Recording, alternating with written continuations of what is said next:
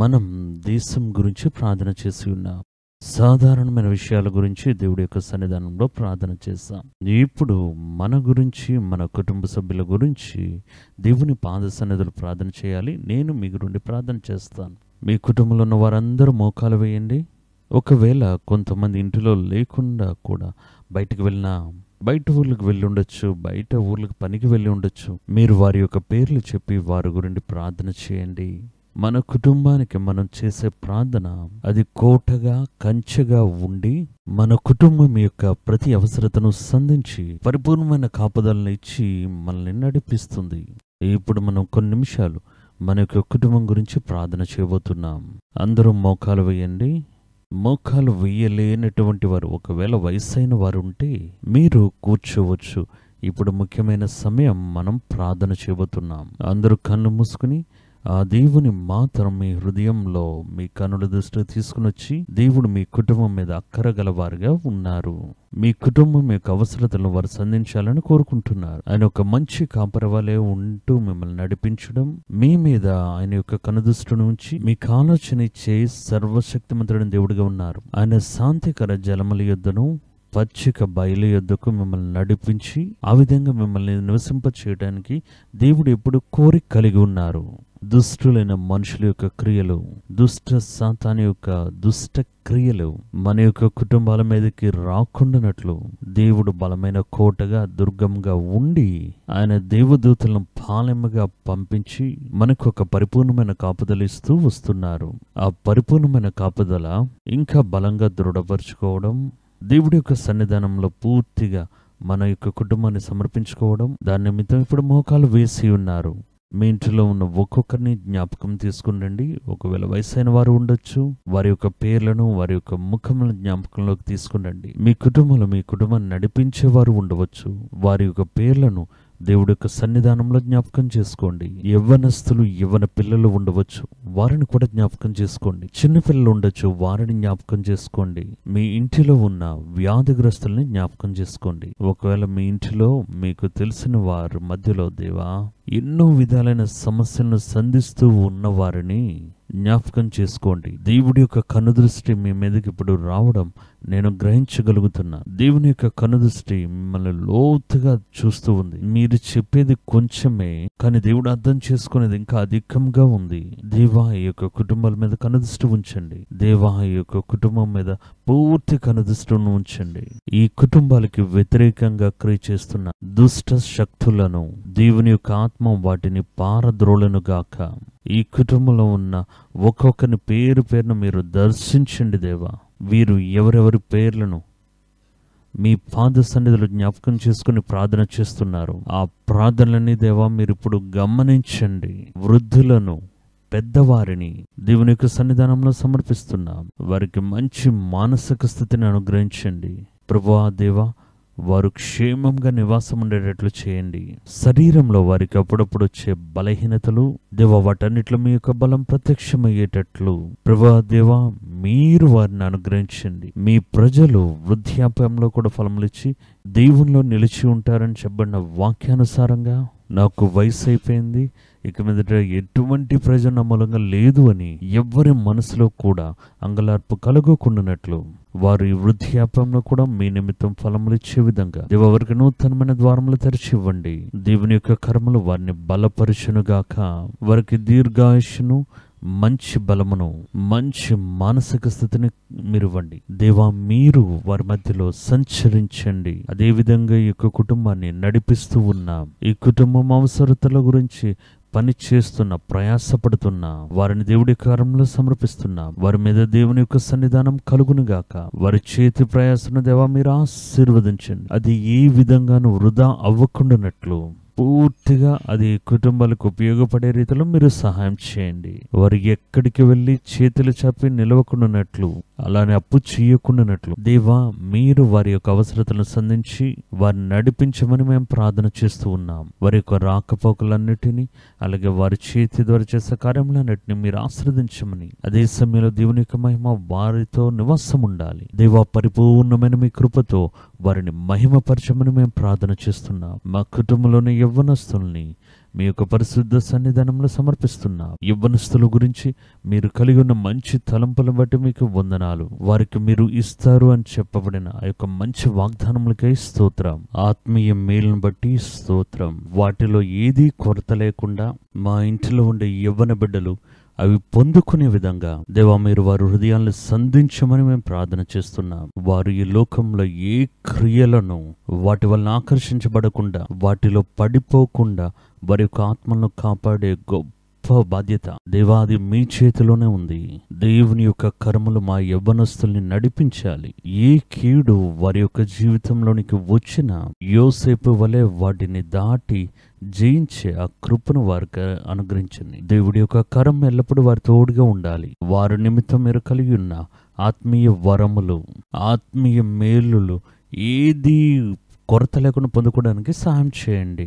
మా కుటుంబంలో ఉన్న బిడ్డలను మీరు ఆశీర్వదించండి. చిన్న వయసులోనే మీ బిడ్డలు మిమ్మల్ని తెలుసుకునే యొక్క జ్ఞానములోను, ఆ బుద్ధిలోను, బలములోను ఎదిగి వర్ధిల్లేందుకు మీరు వారికి సహాయం చేయండి. బిడ్డల నిమిత్తం మీరు అనేక వాగ్దానములు కలిగి ఉన్నారయ్యా.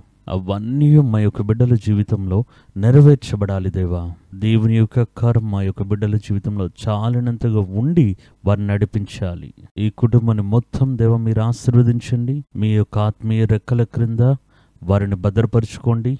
యోబు ఇంటిని కంచె వేసి కాపాడినట్లుగా ఈ ఇండ్ల చుట్టూ కంచె వేసి మీరు కాపాడండి. ఏ సాతాను యొక్క క్రియలుగాను, సాతాను యొక్క తంత్రములు గాని వీరి మధ్యలో ప్రవేశించకుండానట్లు, ఏ బలహీనతలు, వ్యాధులు, వాటి యొక్క క్రిములు వీరి ఇళ్లలో ప్రవేశించకుండానట్లు దేవా యొక్క పదును పెట్టిన ఖడ్గముతో మీ యొక్క దేవదూతలను కంచిగా నిలబెట్టి ఈ కుటుంబాలను కాపాడమని ప్రార్థన చేస్తూ ఉన్నాం. ఈ రోజు మీ సేవకుడైన నేను ఈ కుటుంబం నిమిత్తం వేడుకుంటూ ప్రార్థన చేస్తున్నా. వారు కూడా దీని గురించి ప్రార్థన చేసి ఉన్నారు. పరలోకం నుండి వింటూ ఉన్న మా పరిశుద్ధ దేవుడైన నీవు మా ప్రార్థనలు విని ఆ ప్రార్థనల ప్రకారం దానికంటే అధికముగా గొప్ప కార్యాలు చేయండి. ఇక రాబోయే వారంలో మీ బిడ్డల యొక్క రాకపోకలను మీరు ఆశీర్వదించండి. వారి యొక్క అవసరతలు మీరు సంధించండి. పరిపూర్ణ సమాధానం కుటుంబంలో అనుగ్రహించండి. దేవా వారిని నడిపించి బలపరచండి. యేసుక్రీస్తు నామమున మా ప్రార్థనలు అంగీకరించండి మా తండ్రి. ఆమెన్. ఒక మంచి ప్రార్థన సమయంలోకి దేవుడు మనల్ని నడిపించి ఉన్నారు. మన దేశం గురించి, సాధారణమైన విషయాల గురించి ప్రార్థన చేయడం మాత్రమే కాకుండా మన నిమిత్తం, మన యొక్క కుటుంబం నిమిత్తం ఒక్కొక్కసారి మనం ప్రార్థన చేస్తూనే ఉన్నాం. ఇది వారంలో మనం ఒక్కసారి చేసే ప్రార్థన. మీరేం చేయాలంటే ప్రతిదినం ఉదయకాలమున ఒక సమయంలో, లేకపోతే మీ యొక్క కుటుంబ సభ్యులందరూ కలిసి ఉంటే ఒక సమయాన్ని మీరు గుర్తించి, అది ఒకవేళ రాత్రి అయి ఉండొచ్చు, పగలై ఉండొచ్చు, ఒక్కొక్క దినం మీరు దేవుని యొక్క పాద సన్నిధిలో మీ కుటుంబం నిమిత్తం విశేషంగా చేసే కుటుంబ ప్రార్థన కలిగి ఉండటం చాలా ముఖ్యమైన ఒక విషయం. అప్పుడు ఈ కుటుంబం ఆశీర్వదించబడటం, ఆపదల నుండి తప్పించబడి కాపాడబడటం, ఈ విషయాన్ని ప్రత్యక్షంగా మీరు గ్రహించగలరు. దేవుడు మీ యొక్క అవసరతలను సంధించి మిమ్మల్ని నిత్యము మేలైన మార్గంలో నడిపించగలరు. ఈ దేవుడు ఎల్లప్పటికీ సదాకాలంలో మీ దేవుడు మరణ పర్యంతం వరకు మనల్ని నడిపిస్తారని వాగ్దానం చేసిన దేవుడు. మన ప్రార్థనలన్నిటికీ వ్యర్థము కాలేదు. ఈ రోజు మనం చేసిన ప్రార్థన యొక్క ఫలితం కూడా ఎప్పుడు అది మీతోనే ఉంటూ అది మిమ్మల్ని కాపాడుతుంది. తర్వాత మనం దేవుని యొక్క వాక్యంలోనికి వెళ్ళబోతున్నాం. దేవుని యొక్క వాక్యంలోనికి వెళ్ళడానికి ముందుగా మనం మన యొక్క పరిచర్యలో పుస్తక విభాగానికి చెంది అందులో ఒక పుస్తకాన్ని మీకు పరిచయం చేయాలనుకుంటున్నాం. మన పరిచర్యలో పుస్తక పరిచర్య అనేది అది ప్రధానమైన ఒక పరిచర్య. 1984 సంవత్సరంలో మన పత్రిక పరిచర్యను ఆరంభించినప్పుడు ఆ పత్రిక అనేక మందికి అది ఆశీర్వాదకరంగా ఉండేది. అందులో చెప్పబడిన కార్యములు, అందులో రాయబడిన కార్యములు అనేక మంది హృదయాన్ని, విశ్వాసాన్ని కట్టి నిలబెట్టింది. అనేక మంది ఆ సమయంలో గొప్ప సేవలు కూడా ఆ రోజులు చెప్పింది. మీకు రాసే తాళంతును దేవుడు ఇచ్చి ఉన్నారు తమ్ముడా, కాబట్టి పత్రికలు మాత్రమే రాయకుండా మీరు ప్రత్యేకంగా పుస్తకాలు కూడా రాయాలి అని మాకు దగ్గరగా ఉన్న దేవుని యొక్క సేవకులు నాకు ఇచ్చిన ఆలోచన ప్రకారం నేను అనేక దినాలు ప్రార్థన చేసి నా మొదటి పుస్తకాన్ని 87వ సంవత్సరంలో మొదటి పుస్తకాన్ని విడుదల చేశాను. ఆ పుస్తకములు అవి ప్రాచుర్యం పొందుకుని అనేక మంది ప్రజలు ఇష్టంతో చదవడం మొదలుపెట్టారు. దేవుని యొక్క బిడ్డలుగా ఉన్న మీరు ఒక కార్యాన్ని తెలుసుకోవాలి. ఆత్మీయ జీవితంలో ఆరంభ కాలంలో మీరు మొదట ప్రవేశించేటప్పుడు ఎప్పుడా కార్యాలు చేయాలి, కానీ ఆరంభ కాలంలో ప్రవేశించేటప్పుడు దేవుని గురించి విశ్వాసాన్ని మనలో తట్టి లేపే, లేకపోతే అవి నేర్పించే పుస్తకాలు మనం చదవాలి. అపోస్తలుడైన పౌలు ఆయన పుస్తకాలు చదివే అలవాటుని కలిగి ఉన్నవాడుగా ఉన్నాడు. ఆయన తన యొక్క శిష్యులతో చెప్పేటప్పుడు నా పుస్తకంలో అక్కడ ఉన్నాయి, వాటిని తీసుకుని అని చెప్పి జ్ఞాపకం చేయడం మనం చూస్తున్నాం. నా ఆత్మీయ జీవితంలో నేను క్రొత్తగా దేవుడిలోకి వచ్చేటప్పుడు నన్ను నడిపించిన కూడా అనేకమైన పుస్తకంలే, అనేక మంది పరిశుద్ధులు రాసిన పుస్తకంలే. ఆ పుస్తకంలే నన్ను బలపరిచి నడిపించాయి. అది మాత్రమే కాదు, అనేక మంది మిషనరీల యొక్క జీవిత చరిత్రలు, దేవుని యొక్క సేవకుల యొక్క జీవిత చరిత్రలు, ఇవన్నీ నేను చాలా చదివాను. నేను మాత్రమే కాదు, నా స్నేహితులు. ఆ దినాల్లో అంత సోషల్ మీడియా లేకపోవడం వల్ల ఆ దినాల్లో మేమందరం పుస్తకాలు కొని చదివే అలవాటు కలిగి ఉన్నవారుగా ఉండేవారు. నాతో పాటు కలిపి రక్షణలోకి వచ్చిన నా స్నేహితులందరూ పుస్తకాలు చదివే అలవాటుని కలిగి ఉన్నవారే. కాబట్టి మేము కొంత డబ్బులు సేకరించి మంచి మంచి పుస్తకాలు కొని వాటిని అందరూ చదివే అలవాటుని మేము కలిగి ఉండేవారం. చైనా నుండి వచ్చిన మిషనరీలు, ఆ దినాల్లో జీవించిన దేవుని యొక్క పరిశుద్ధులు, ఇటువంటి వారి యొక్క పుస్తకాలు చదివే అలవాటుని మాకు ఈ విషయం అధికంగా ఉండేటప్పుడు అది దేవుని గురించి, దేవుడి నిమిత్తం, దేవుడి యొక్క మనుషులు చేసిన త్యాగముల నిమిత్తం అర్థం చేసుకునే ఒక అవకాశంగా అది ఉంది. నేను ఆ దినం మొదలుకుని ఈ దినం వరకు చదివే అలవాటుని నేను విడిచిపెట్టలేదు. ఈ దినాల్లో కూడా నేను చదువుతూనే ఉన్నాను. ఆ విధంగా నేను రాసి ప్రచురించిన అనేక పుస్తకములు ఇప్పటి వరకు అనేక మంది ప్రజలు కోరుకుని వాటిని చదువుతున్నారు. అందులో ఒక పుస్తకానికి పేరే లోతైన కార్యాలు చెప్పే సాక్ష్యములు. లోతైన కార్యాలు చెప్పే సాక్ష్యములు. ఈ లోతైన విషయాలు ఏ విధంగా సాక్ష్యం చెప్తాయని మీరు అడగవచ్చు. ఈ లోతులు చెప్పే సాక్ష్యం అంటే బైబిల్లో చెప్పబడిన స్థలములు, మనుషులు, వారి గురించిన కార్యాలు చారిత్రాత్మక పరిశోధన మూలంగా చాలా విషయాలను నిరూపించారు. బైబిల్ గ్రంథంలో, మన బైబిల్ గ్రంథం అది చరిత్రపూర్వకమైన ఒక గ్రంథం అనేది అందులో ఎవరికి ఎటువంటి సందేహం లేదు. ఇంతకు ముందు కాలంలో చాలా యుగాయుగములుగా అన్ని సమయం కాలం చెప్పకుండా, స్థలాన్ని చెప్పకుండా ఒక్కొక్క స్థలంలో అలా రాయబడిన ఒక గ్రంథం ఇది కాదు. ఈ బైబిల్ గ్రంథానికి చారిత్రాత్మక ఆధారం ఉంది. అందులో చెప్పబడిన నగరములు, అందులో చెప్పబడిన మనుషులు జీవించారు అనే దానికి ఆధారం ఉంది. వారు జీవించిన స్థలములను ఈ చారిత్రాత్మకంగా పరిశోధన చేసినప్పుడు అది ఇప్పుడు కూడా మీరు ఇశ్రాయేలు దేశానికి వెళితే ఏదో ఒక భాగాన్ని తవ్వి ప్రభుత్వమే పరిశోధన చేస్తూ ఉంటాయి. ఎలాగ భారతదేశంలో కొన్ని ప్రాంతాలను తవ్వి పరిశోధన చేసినప్పుడు 3000 సంవత్సరాల క్రితం జీవించిన మన పితరుల యొక్క శిలాఫలకములను, తాళపత్రాలు, వారు ఉపయోగించిన కార్యాలు ఎలా కనిపెడుతున్నారో అదేవిధంగా ఇశ్రాయేలు దేశంలో దాని పురాతన పరిశోధన చేసి చరిత్రపూర్వకమైన కార్యాలు కనిపెట్టినప్పుడు బైబిల్లో చెప్పబడిన అనేకమైన కార్యములు, బైబిల్లో చెప్పబడిన పట్టణములు, నగరములు, వారు ఉపయోగించిన నాణెములు, వారి యొక్క ఆచారములు బైబిల్లో ఏమైతే చెప్పబడ్డాయో డిటోగా అదే విధంగా దాన్ని కనిపెట్టి ఉన్నారు. అప్పుడు ఏ కార్యాలు కనిపెట్టి ఉన్నారు? ఏదైతే పరిశోధన పూర్వకంగా శాస్త్రవేత్తలైనా సరే, ప్రభుత్వమైనా సరే కలిసి పరిశోధన చేసి ఉన్నారు అని మీరు చూడడం మొదలు పెడితే వేల కొలది పరిశోధనలు ఉన్నాయి, వేల కొలది ఉన్నాయి. అందులో కొన్ని ముఖ్యమైన బైబిల్లో చెప్పబడిన కొన్ని పట్టణములు, నగరముల వంటి కార్యములను పురాతన పరిశోధనలో త్రవ్వి తీసేటప్పుడు వారు దాన్ని ఏ విధంగా కనిపెట్టారు, దానిలో ఏ కార్యాలకు ఎవిడెన్స్, ఆధారం ఉంది అనేది నేను ఒక పుస్తకంగా దాన్ని మొదట ప్రచురించాను. అదే లోతైన కార్యాలు చెప్పే సాక్ష్యములు. తవ్వి చూస్తే లోతే కదా, ఆ లోతైన కార్యాలు చెప్పే సాక్ష్యములు. ఆ పుస్తకాన్ని అనేక మంది ఆదరించడం బట్టి ఆ పుస్తకం యొక్క తరువాతి భాగంగా లోతైన కార్యాలు చెప్పే సాక్ష్యంలో 2వ భాగంగాను ప్రచురించాం. ఈ పుస్తకంలో బైబిల్ కాలంలో జరిగిన కార్యాలు, వాటి స్థలాల యొక్క చరిత్ర గురించి చెప్పబడి ఉంది. బైబిల్ కాలంలో అక్కడ ఆచరించబడిన ఆ ఆచారాలు, అలవాట్ల గురించి చెప్పబడ్డాయి. వాటన్నిటికీ ఆధారములు ఉన్నాయి. వారు వేసుకున్న ఆభరణములు, వారు కలిగి ఉండే డబ్బులు, ఇవన్నిటినీ మనం చూడగలిగాం. దాని యొక్క వివరములే నేను తమిళ్లో క్లుప్తంగా 2 పుస్తకములుగా వాటిని నేను మీకు రాసిచ్చి ఉన్నాను. బైబిల్ గ్రంథాన్ని ఎప్పుడునూ ఆ పరిశోధన మూలంగా మీరు చదివితే దానిలో ఉండే ప్రతి మాటను మీరు పూర్తిగా అర్థం చేసుకోగలరు.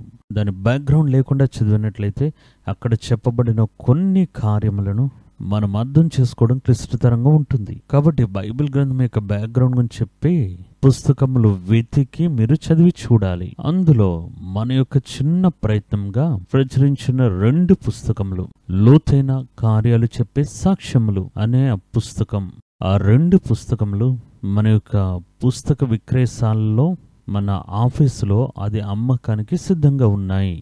మీరు ఒక లెటర్ రాసి పంపించినట్లయితే, లేకపోతే ఒక ఈమెయిల్ పంపిస్తే మీరు ఆ పుస్తకాన్ని సులభంగా పొందుకోగలరు. ఇది మాత్రమే కాదు, మన యొక్క వెబ్సైట్ కూడా ఉంది. అందులోకి మీరు వెళ్ళినా కూడా మీరు ఆర్డర్ చేయవచ్చు. లేకపోతే మనల్ని సంప్రదించడానికి టెలిఫోన్ నెంబర్లు ఇవ్వబడి ఉన్నాయి. ఆ నెంబర్కి మీరు ఫోన్ చేసినా కూడా మీకు అవసరమైన పుస్తకాన్ని వారు పంపించగలరు. కాబట్టి ఈ మంచి సందర్భాన్ని మీరు ఉపయోగించుకోండి. దేవుని యొక్క కార్యాలను చదవడంలో బలపడండి. దేవుడు మిమ్మల్ని నూతనమైన మార్గంలో పరిపూర్ణంగా నడిపిస్తారు. ఆమేన్.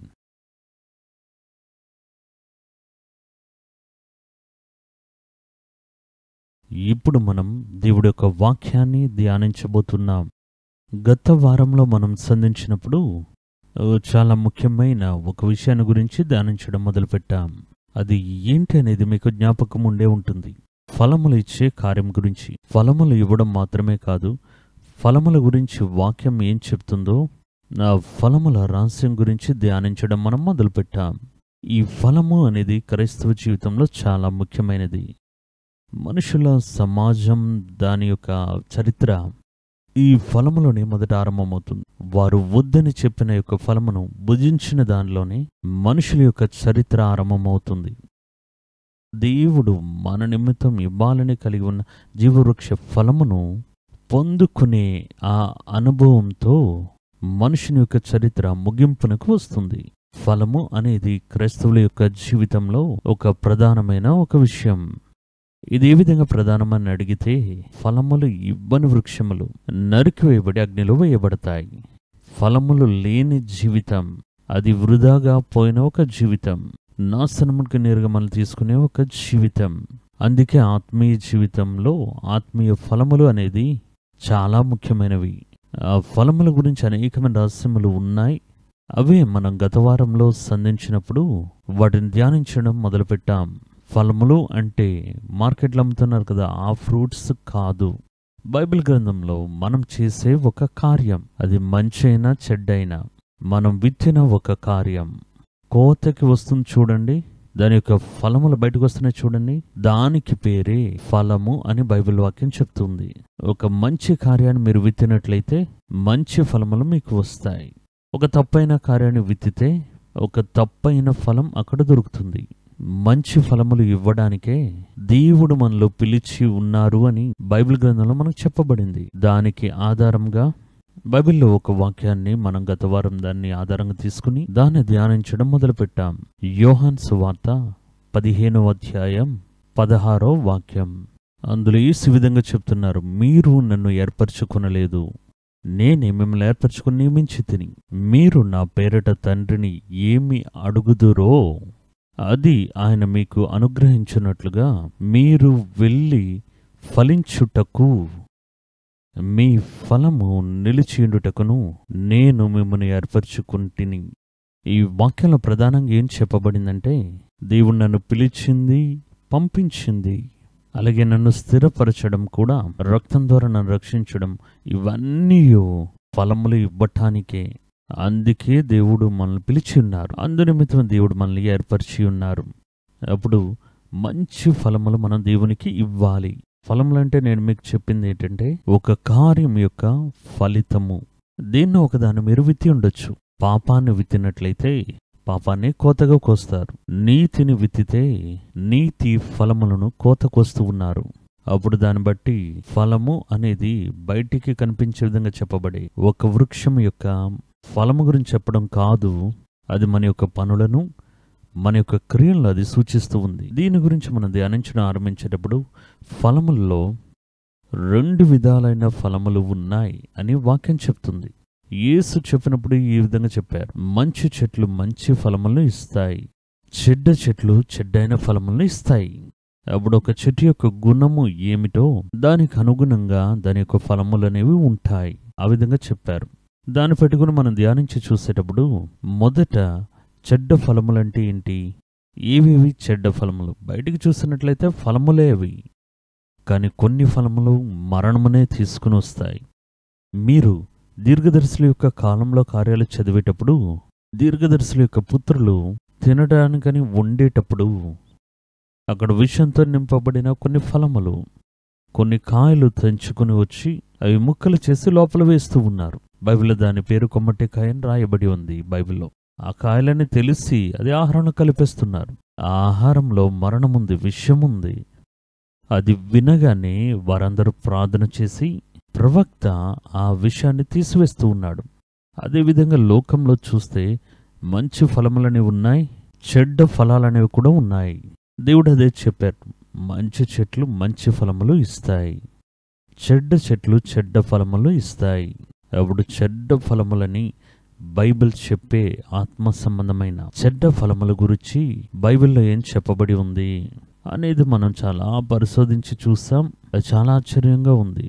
మరణం యొక్క ఫలము, చేదైన ఫలము, హేయమైన ఫలము, పాము యొక్క ఫలమైన శాపం యొక్క ఫలం, ఇటువంటి అనేక ఫలముల గురించి గత వారంలో మనం సంధించినప్పుడు ధ్యానించి ఉన్నాం. అప్పుడు ఈ వారంలో మనం ఏం చూడబోతున్నామంటే మంచి ఫలములు. మంచి ఫలములు, దేవుడు ఎదురు చూసే మంచి ఫలములు, ఆత్మ యొక్క ఫలము బైబిల్లో చెప్పబడింది. ఫలము అని వస్తే దానికి విత్తనం అనేది ఒకటి ఉంటుంది. ఆ విత్తనమును వేసి విత్తినట్లయితేనే ఆ విత్తనం దానికి అనుగుణంగా ఒక ఫలమును ఇస్తుంది. ఒక చెట్టుగా, ఒక వృక్షంగా ఎదుగుతుంది, వృక్షంగా బలం పొందుకుంటుంది. ఆ రెమ్మల్లో పువ్వులు పూస్తాయి, అవి కాయలవుతాయి, ఫలములవుతాయి. కానీ దానికి మూలం అనేది విత్తనం. ఆ విత్తనం వేస్తేనే ఆ యొక్క ఫలములు అనేవి మనకు దొరుకుతాయి. అప్పుడు ఆత్మ యొక్క ఫలములు, దేవుడు కోరుకునే ఆత్మ యొక్క ఫలములు. ఆత్మ యొక్క ఫలమని చెప్పేటప్పుడే ఆత్మ యొక్క విత్తనం ఏంటనేది మీకు తెలుస్తుంది. ఆత్మయే ఆ విత్తనం. ఏ ఆత్మ? పరిశుద్ధాత్మ, దేవుని దగ్గర నుండి వచ్చిన పరిశుద్ధాత్మ. ఆ ఆత్మదేవుడే ఒక విత్తనం వల్లే మనలో విత్తబడి వారి యొక్క క్రియలను ఫలములుగా బయలుపరుస్తూ ఉన్నారు. ఆ విత్తనం సరైన రీతిలో విత్తబడి ఉంటే ఆ విత్తనం మొలకెత్తి ఫలములు ఇస్తుందనే విషయంలో ఎటువంటి సందేహము లేదు. ఏ ఫలముకైనా ఒక విత్తనం ఉంటుంది. ఆత్మిక ఫలమని మనం చూస్తున్నామే, ఆత్మ ఫలముకుండే విత్తనమే ఆత్మ. అందుకే దాని నుండి వచ్చే యొక్క కోతకి ఫలమునకు ఆత్మ ఫలము అనే పేరు ఇవ్వబడింది. అప్పుడు అక్కడ విత్తబడింది పరిశుద్ధాత్మ. మనం దేవుని యొక్క బిడ్డలుగా ఆయన్ని అంగీకరించినప్పుడు ఆయన యొక్క పరిశుద్ధాత్మతో మనల్ని నింపుతూ ఉన్నారు.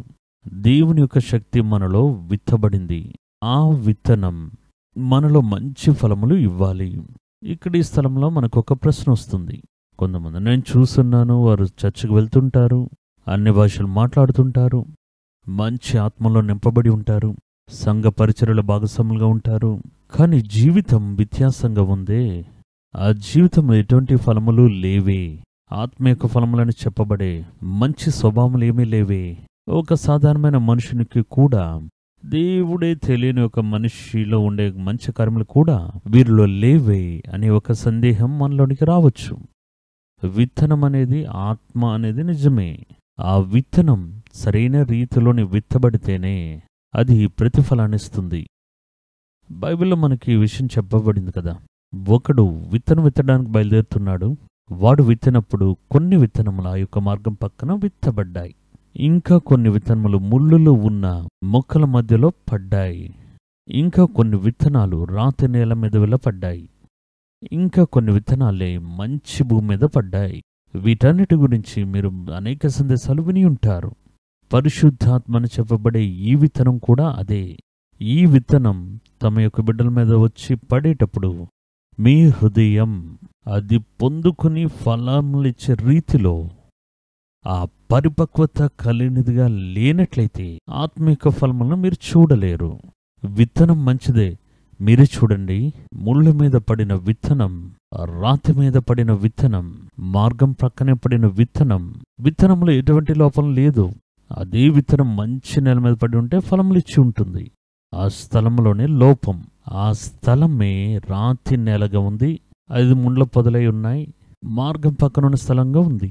అప్పుడు అదే విధంగా పరిశుద్ధాత్మలో ఎటువంటి లోపం లేదు. కానీ దాన్ని పొందుకునే మన యొక్క హృదయం ఉంది చూడండి, ఆ హృదయం యొక్క గుణాతిశయం ప్రకారమే ఫలముల యొక్క కొలత అనేది ఉంటుంది. ఫలము ఎదగడం అనే విషయం కూడా ఉంటుంది. కొంతమంది హృదయాన్ని చూడండి, అభిషేకాన్ని పొందుకుంటారు, దాని తర్వాత వారు దాని గురించి కలత చెందరు. ఎందుకు ఈ అభిషేకం? దీని ద్వారా దేవుడు ఏం చేయాలనుకుంటున్నారు? దేవుని యొక్క అభిషేకం మనకి ఏ కార్యాన్ని నేర్పిస్తుంది? దాని గురించి వారు కలత చెందరు. ఒక వస్తువుని ఏదో కొనుక్కొని ఇంట్లో పెట్టుకున్నట్టుగా మనం ఆత్మీయ మనుషులు ఉండడం బట్టి అభిషేకాన్ని కొని ఇంట్లో పెట్టుకుందాం అని ఆ విధంగా కలిగి ఉంటారు. అది కలతే లేని వారి యొక్క హృదయం. అది కూడా మనకి ఫలం అనేది ఇవ్వదు. ఆ విత్తనం అనేది కొన్ని దినాల తర్వాత మన దగ్గర నుండి తొలగించబడుతుంది. ఇంకా కొన్ని విత్తనాలు చూడండి, ముండ్ల పొదల మధ్యలో. వీరు అభిషేకించబడింది నిజమే, పరలోకంలో ఉన్న విత్తనం వారిలో విత్తబడే రీతిలో వారి యొక్క హృదయంలో వేయబడింది కూడా నిజమే. కానీ ఆ హృదయం ముళ్ళు, లోకంలో కలత. ఎప్పుడు చూసినా లోకము గురించే కలత. దాన్ని ఆలోచిస్తూ ఉండడం, ఏది తింటాం, ఏది భుజిస్తాం, ఏది తాగుతామని చెప్పి ఆలోచిస్తూ ఉండడం. ఇటువంటి లోకానుసారమైన కలతలు కొంతమంది చూడండి, లోకంలో అనేక కార్యాల గురించి కలత చెందుతూనే ఉంటారు. అనేక దినాల్లో భోజనం ఏం వండాలనేది కూడా ఒక కలతే. అవన్నీ లోకంలో ఉండే కలతలని వాక్యం చెప్తూ ఉంది. మార్తా, మరియా అనే ఇద్దరు సహోదరులు యేసుని ఎంతగానో ప్రేమించారు. యేసు ఆ ప్రాంతానికి వెళ్ళేటప్పుడు వారి యొక్క ఇంటికి వెళ్ళడం అనేది ఆయనకు ఒక అలవాటు. ఆ విధంగా ఆయన ఒక్కసారి అక్కడికి వెళ్ళినప్పుడు మరియా యేసయ్య పాద సన్నిధిలోనే వచ్చి కూర్చుని, ఈయన మన ఇంటికి రావడమే గొప్ప భాగ్యం. వారికి ఉన్న అనేక పనుల యొక్క మధ్యలో మనకంటూ సమయాన్ని వెచ్చించి మన దగ్గర రావడం గొప్ప విషయం. ఆయన వచ్చారు కాబట్టి ఆయన దగ్గర ఆ కార్యాలన్నీ మనం విని తెలుసుకుందామని బైబిల్ తీసుకుని వచ్చి కూర్చుంటున్నారు. దేవా, ఈ విషయాలు చెప్పండి అని. కానీ మార్తాకున్న కలత ఏంటంటే, ఇంత గొప్ప వ్యక్తి మన ఇంటికి వచ్చి ఉన్నారు, చాలా ముఖ్యమైన అతిథులు మన ఇంటికి వచ్చి ఉన్నారు, వారికి మనం చక్కగా కార్యాలు చేయాలని చెప్పి వారి ఇంటి లోపలికి వెళ్ళి వారంతట వారే ఏదో ఆహారం ఉండడమో ఏదో కొన్ని కార్యాలు ఆయతపరుస్తున్నారు. అప్పుడు ఆమె అనుకున్నది, నేను ఒంటరిదానే కష్టపడుతున్నానే, ఈ మరియా ఎక్కడికి వెళ్ళిపోయింది అని వెతికి చూస్తే యేసయ్య పాదాల దగ్గర కూర్చుని ఉంది. నేరుగా ఆమె వచ్చి యేసు దగ్గర కంప్లైంట్ చేస్తున్నారు, నేను ఒంటరిదానిగా ఉండి ఎన్ని కార్యాలను చేస్తూ కష్టపడుతూ ఉన్నాను, ఏమో వచ్చి ఏం చేయకుండా మీ పాదాల దగ్గర వచ్చి కూర్చుంది, కొద్దిగా ఆమెకు బుద్ధి చెప్పండి దేవా. కానీ అప్పుడు యేసు చెప్పింది, నువ్వు అనేకమైన లోకానుసారమైన కార్యాల గురించి కలుచుంటున్నావు, అవసరమైనది ఒకే ఒక్కటి. మరియా తన నుండి తీసివేయబడిన శ్రేష్టమైన భాగాన్ని ఎన్నుకుందని. అప్పుడు మనం కొంతమంది చూస్తే మార్తా, మరియా లాంటి వారు దేని గురించి చూసినా కలత కలత కలత. ఆ కలత ఉన్న హృదయంలో పరిశుద్ధాత్మ అనే విత్తనం పడినట్లయితే అది సరైన ఫలములను ఇవ్వదు. లోకంలోండే కలతలు వారిని అణిచివేసి, అవిశ్వాసం యొక్క ఆలోచనలు వారిని అణిచివేసి పరిశుద్ధాత్మ వారిలో కార్యాలు చేయకుండాన్నట్లు చేస్తుంది. దానివల్ల వారు అభిషేకం పొందుకున్న ఆత్మ సంబంధమైన ఫలములు వారిలో లేవు. ఎందుకంటే ఫలములిచ్చే విత్తనం అనేది అది లోతుగా విత్తబడి ఉండాలి. ఆ విత్తనం దాని తర్వాత పరామర్శించబడాలి, అప్పుడే దానిలో ఆ ఫలములు కలుగుతాయి అనే విషయం మనందరికీ తెలిసిందే. ఏదో విత్తనాలు కొనుక్కుని ఇంట్లో పొట్లం కట్టి ఉంచితే అందులో ఫలములు కలుగుతాయా? అదేవిధంగా ఈ లోకంలో ఉండే కలతలు వారి యొక్క హృదయాన్ని అణిచివేయడం బట్టి ఆ విత్తనం పడిందనేది నిజమే, కానీ ఫలములిచ్చే యొక్క సాధ్యపరిచే కార్యాలు హృదయంలో లేవు. మూడవది చూడండి, రాతి నేల. అందులోకి వెళ్ళి ఆ యొక్క విత్తనాలు పడితే ఆ విత్తనాలు వేర్లు ఉండటం లేదు. దేవుడి యొక్క వాక్యాన్ని చదువుతాం, ఆ వాక్యం లోపలికి వెళ్ళదు. దేవుని యొక్క అభిషేకంలో నింపబడతాం, ఆ అభిషేకం లోపలికి వెళ్ళదు. వారి యొక్క హృదయం కఠినంగా ఉంటుంది. దేవుడు ఒకవైపు మాట్లాడుతూ ఉన్నాడు, కానీ మేము ఒకవైపు వీటిని నమ్ముతాం. కానీ మా జీవితంలో ఆ కార్యములు రావడానికి మాకైతే సమ్మతము లేదు. ఎందుకంటే మేము ఈ విధంగా అంతా చేస్తే మేము ఉద్యోగం చేయలేం, మేం మా పనులని చేయలేము. కాబట్టి దేవుడి మీద మాకు గౌరవం ఉంది, మర్యాద ఉందని చెప్పి రాత్రి నేల వారి వారి హృదయాన్ని మార్చుకుని దేవుడి యొక్క వాక్యానికి, చిత్తానికి అవకాశం ఇవ్వని వారి హృదయం చూస్తే రాయివలే ఉంటుంది. కాబట్టి దేవుడి యొక్క అభిషేకం వారిలో ఉన్నా, దేవుని యొక్క అభిషేకాన్ని వారు పొందుకుని ఉన్నా, అది లోపలికెళ్ళి వేర్లు ఉండితేనే ఫలములు ఇస్తుంది. అప్పుడు దానివల్ల వారి యొక్క జీవితంలో ఫలములు చూడడం అరుదు. పరిశుద్ధాత్మనే విత్తనం ఏ మంచి స్థలంలో విత్తబడుతుందో అందులో అలక్ష్యం అనేది ఉండదు. మార్గం పక్కన విత్తబడిన విత్తనం అనేది అలక్ష్యమనే హృదయాన్ని సూచిస్తుంది. అందులో లోకమనే యొక్క కలత అనేది ఉండదు. ముళ్ళున్న స్థలాలు, అందులో పరిశుద్ధాత్మ యొక్క కార్యాలకు, క్రియలకు అవకాశమే ఇవ్వని రాత్రుల వంటి మనసులుండవు. మంచి స్థలం దేవుడి యొక్క మాటలను అదే విధంగా లోపల తీసుకుంటుంది, అభిషేకాన్ని అదే విధంగా లోపల తీసుకుంటుంది. వారు చెప్పింది, చేయమని చెప్పింది దాన్ని అలానే విశ్వసిస్తుంది. అప్పుడే ఫలములు కలుగుతాయి. కానీ మనమేం చేస్తామంటే, పైపైన ఒక వ్యక్తి సంఘానికి వెళ్తున్నారు, కానుకలిస్తూ ఉన్నారు, ఏదో ఒక్కొక్క సమయంలో వీధుల్లో నిలబడి ట్రాక్స్ అంతా ఇస్తున్నారు, అన్య భాషలు మాట్లాడుతున్నారు, కానీ ఆత్మీయ ఫలములు ఏమీ లేవే. మాట్లాడడం మొదలు పెడితే గొడవలకు వస్తారే. ఆత్మ యొక్క ఫలం సమాధానం వాక్యం చెప్తూ ఉందే. వారి యొక్క జీవితం వేరే విధంగా చెప్తే ఆ విత్తనం వారిలో వేర్లు ఉండలేదు, వేర్లు ఉండడానికి వీరు అవకాశం ఇవ్వలేదు అనేది మనం అర్థం చేసుకోవాలి. అప్పుడు ఆత్మ యొక్క ఫలము అనేది పరిశుద్ధాత్మ అనే విత్తనం ఒక మంచి స్థలంలో విత్తబడి వేర్లోని అది ఇచ్చే క్రియలుగా అది ఉంది. ఆత్మ యొక్క ఫలము అనేది అన్ని మంచి గుణాలు ఫలింపజేస్తుందని అది వాక్యం చెప్తూ ఉంది. ఎక్కడ? ఎఫెసీయులకు రాసిన పత్రిక 5వ అధ్యాయం 9వ వాక్యం 10వ వాక్యం. ఆత్మ యొక్క ఫలము, ఈ పరిశుద్ధాత్మ ఒకరిలో విత్తబడిన తర్వాత ఈ విత్తనాన్ని ఆ యొక్క స్థలం తన లోపల తీసుకుని తర్వాత ఆ విత్తనం మొలకెత్తడానికి కావలసిన చాలా ముఖ్యమైన కార్యాలు ఏంటని అడిగితే మంచి గుణములు. ఆత్మ ఫలములు అనేవి అన్ని మంచి గుణాలను కలుగజేస్తుంది అని ఎఫెసీయులకు రాసిన పత్రిక 5వ అధ్యాయం 9-10 వాక్యాల్లో దేవుడు మనకి చెప్పి ఉన్నారు. నేను చదువుతాను. ఆత్మ ఫలము సమస్త విధములైన మంచితనము, నీతి, సత్యమును వాటిలో కనబడుచున్నది. ప్రభుకేది ప్రీతికరమైనదో దాన్ని పరీక్షించుచు నిష్ఫలమైన అంధకార క్రియల పాలివారి ఉండక వాటిని ఖండించుడి.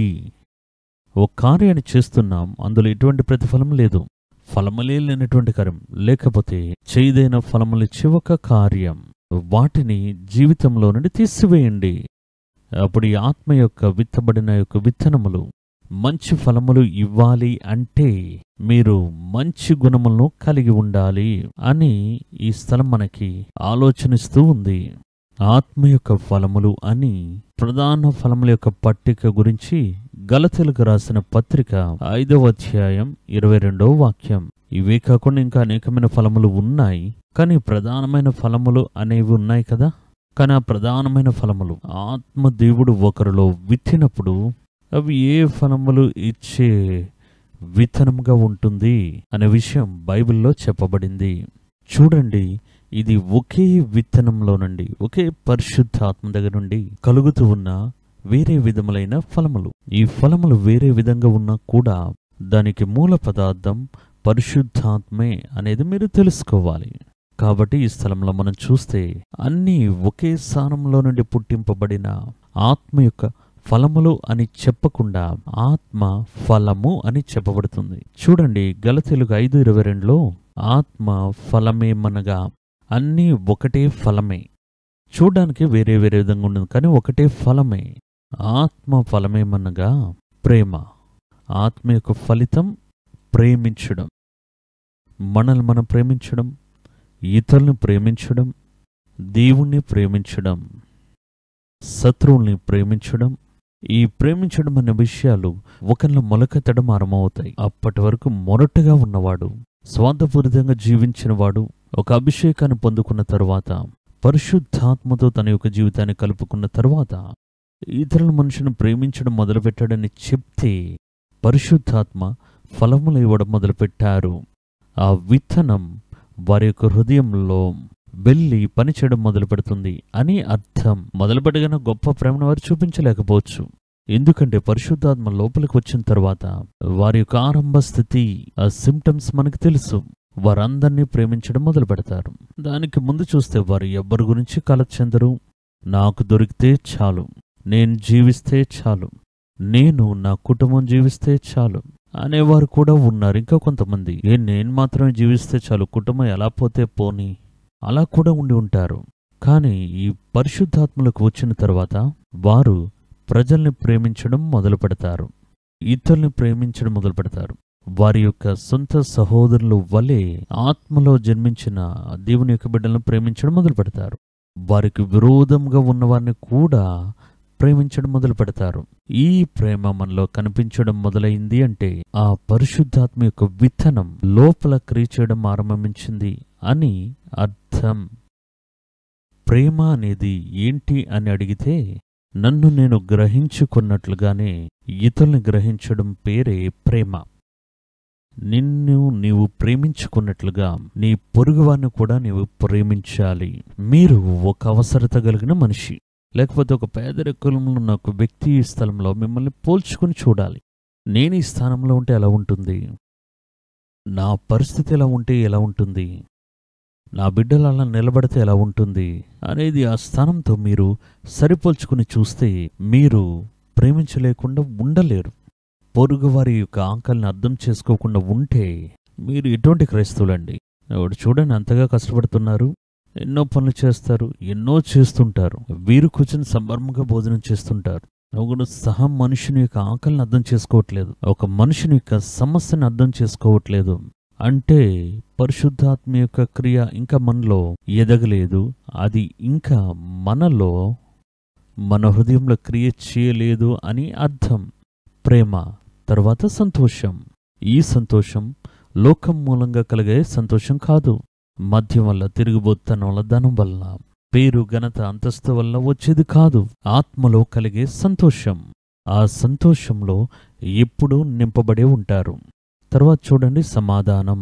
ఇవన్నీ పెద్ద లిస్టే ఉంది, మీకు తెలుసు. సమాధానం సాధ్యమైతే అందరితో సమాధానంగా ఉండాలి. మీ పొరుగువారితో సమాధానంగా ఉండండి, కుటుంబంలో సమాధానంగా ఉండండి. ఇవి ఆత్మ యొక్క ఫలములని వాక్యం చెప్తుంది. దీర్ఘశాంతం. దీర్ఘశాంతం తర్వాత చూడండి, దయాళత్వము, ఇతరుల మీద దయను చూపించడం, మంచితనం, విశ్వాసం, సాత్వికము, ఆశా నిగ్రహము. ఇటు వాటికి విరోధమైన నియమమే లేదు. అప్పుడు ఆత్మ యొక్క ఫలములు ప్రధానమైన ఫలములు.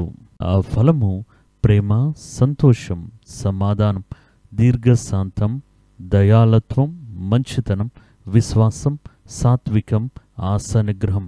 ఈ 9 ఫలములు మనలో మొలకెత్తాలి. దాని తర్వాత అది మంచి ఫలములను ఇవ్వాలి.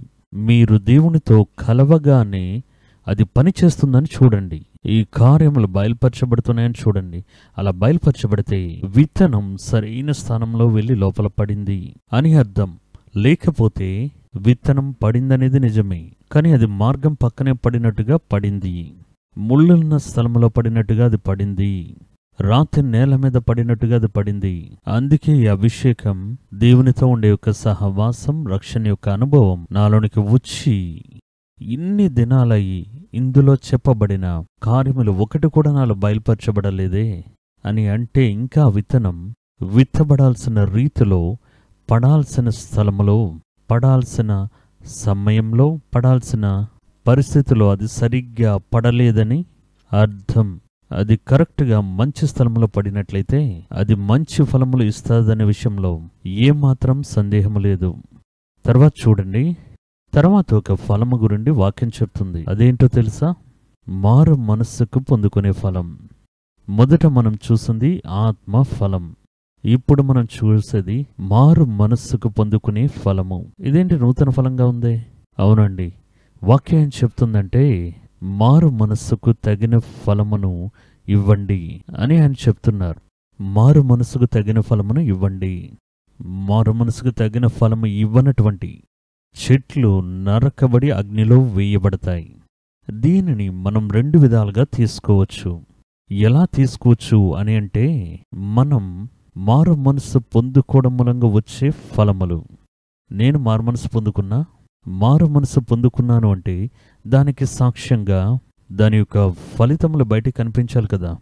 నేను ఒక కాలంలో మద్యం సేవించాను, జూలాగా తిరిగాను, మారు మనసు పొందుకున్నాను. ఇప్పుడు మీరు మారు మనసు పొందుకుంటే దాని యొక్క ఫలితం ఎలా కనిపిస్తుంది? ఇప్పుడు నేను మద్యం సేవించట్లేదు, దానిని వదిలిపెట్టేశాను.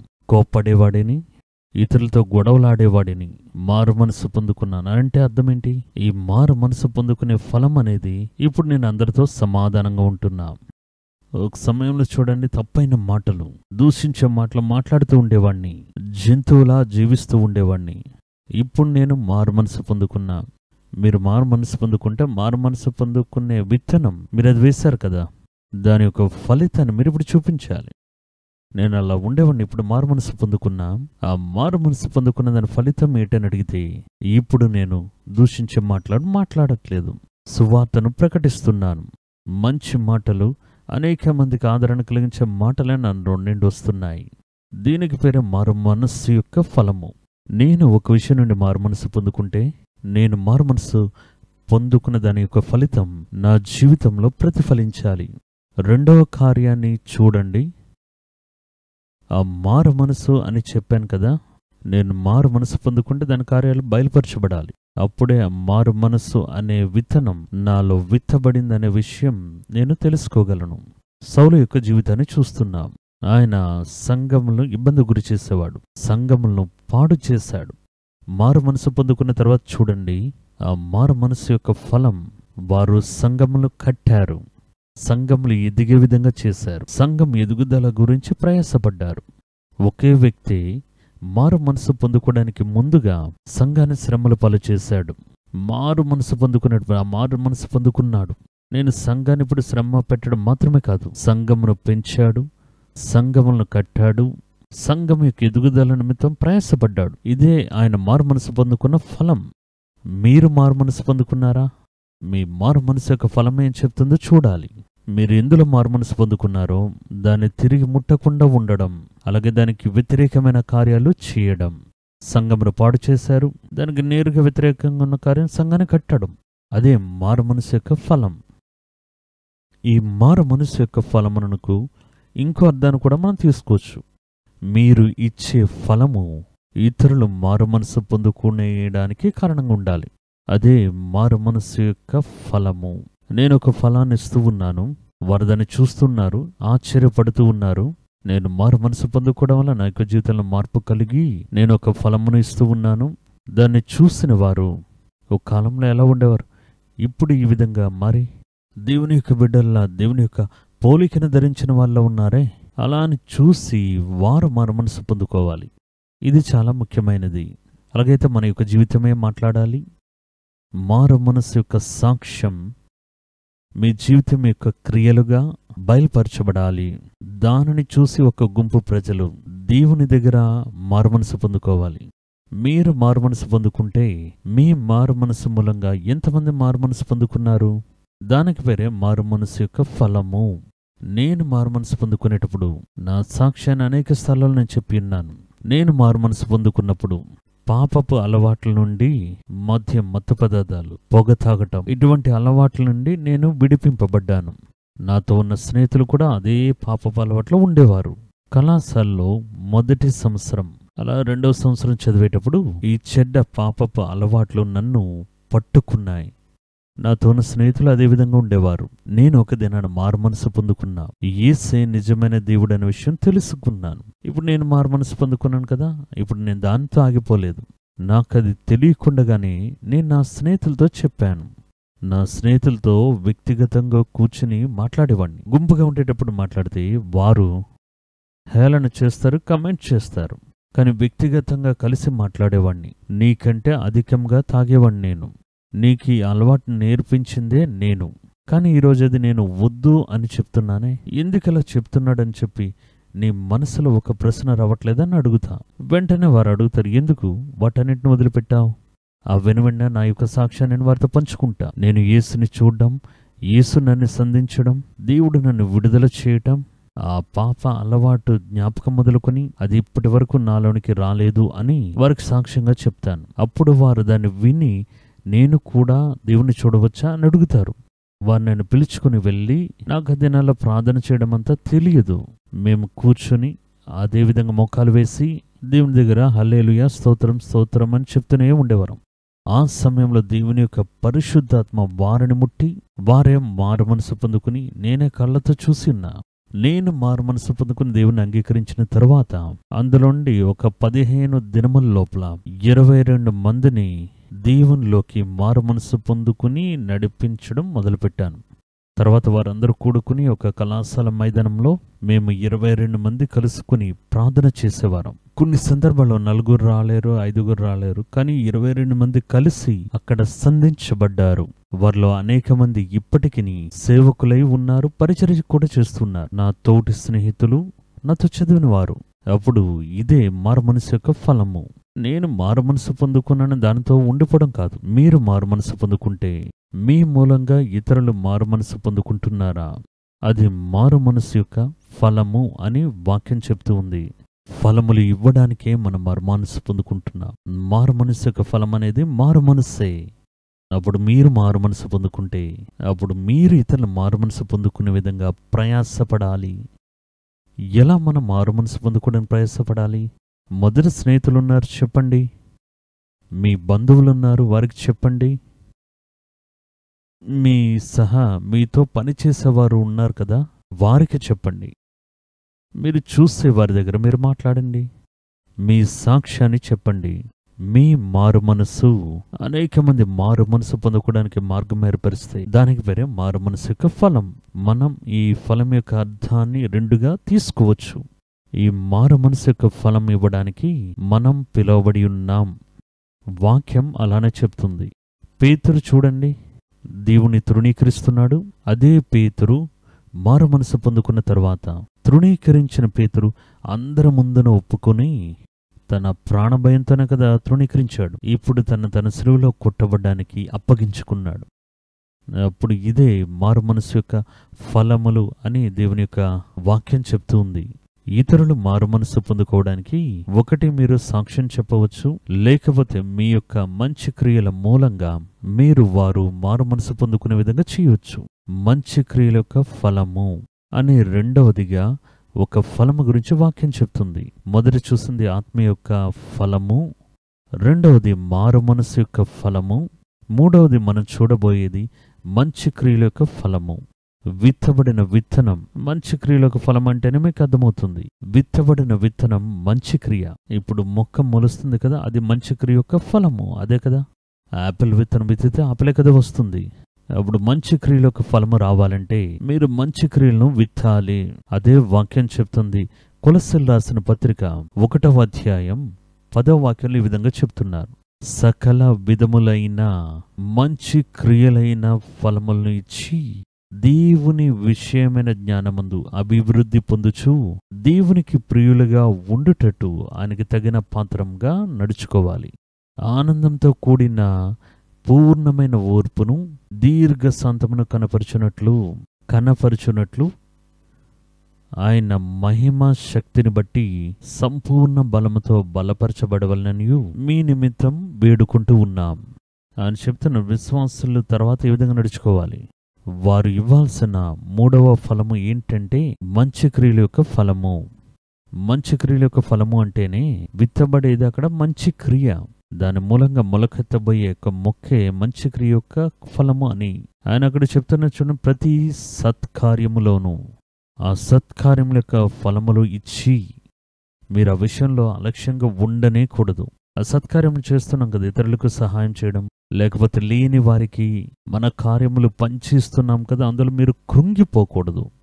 అదే మిమ్మల్ని ఆత్మీయ కార్యాల్లో ఫలములు ఇచ్చే విధంగా చేస్తుంది.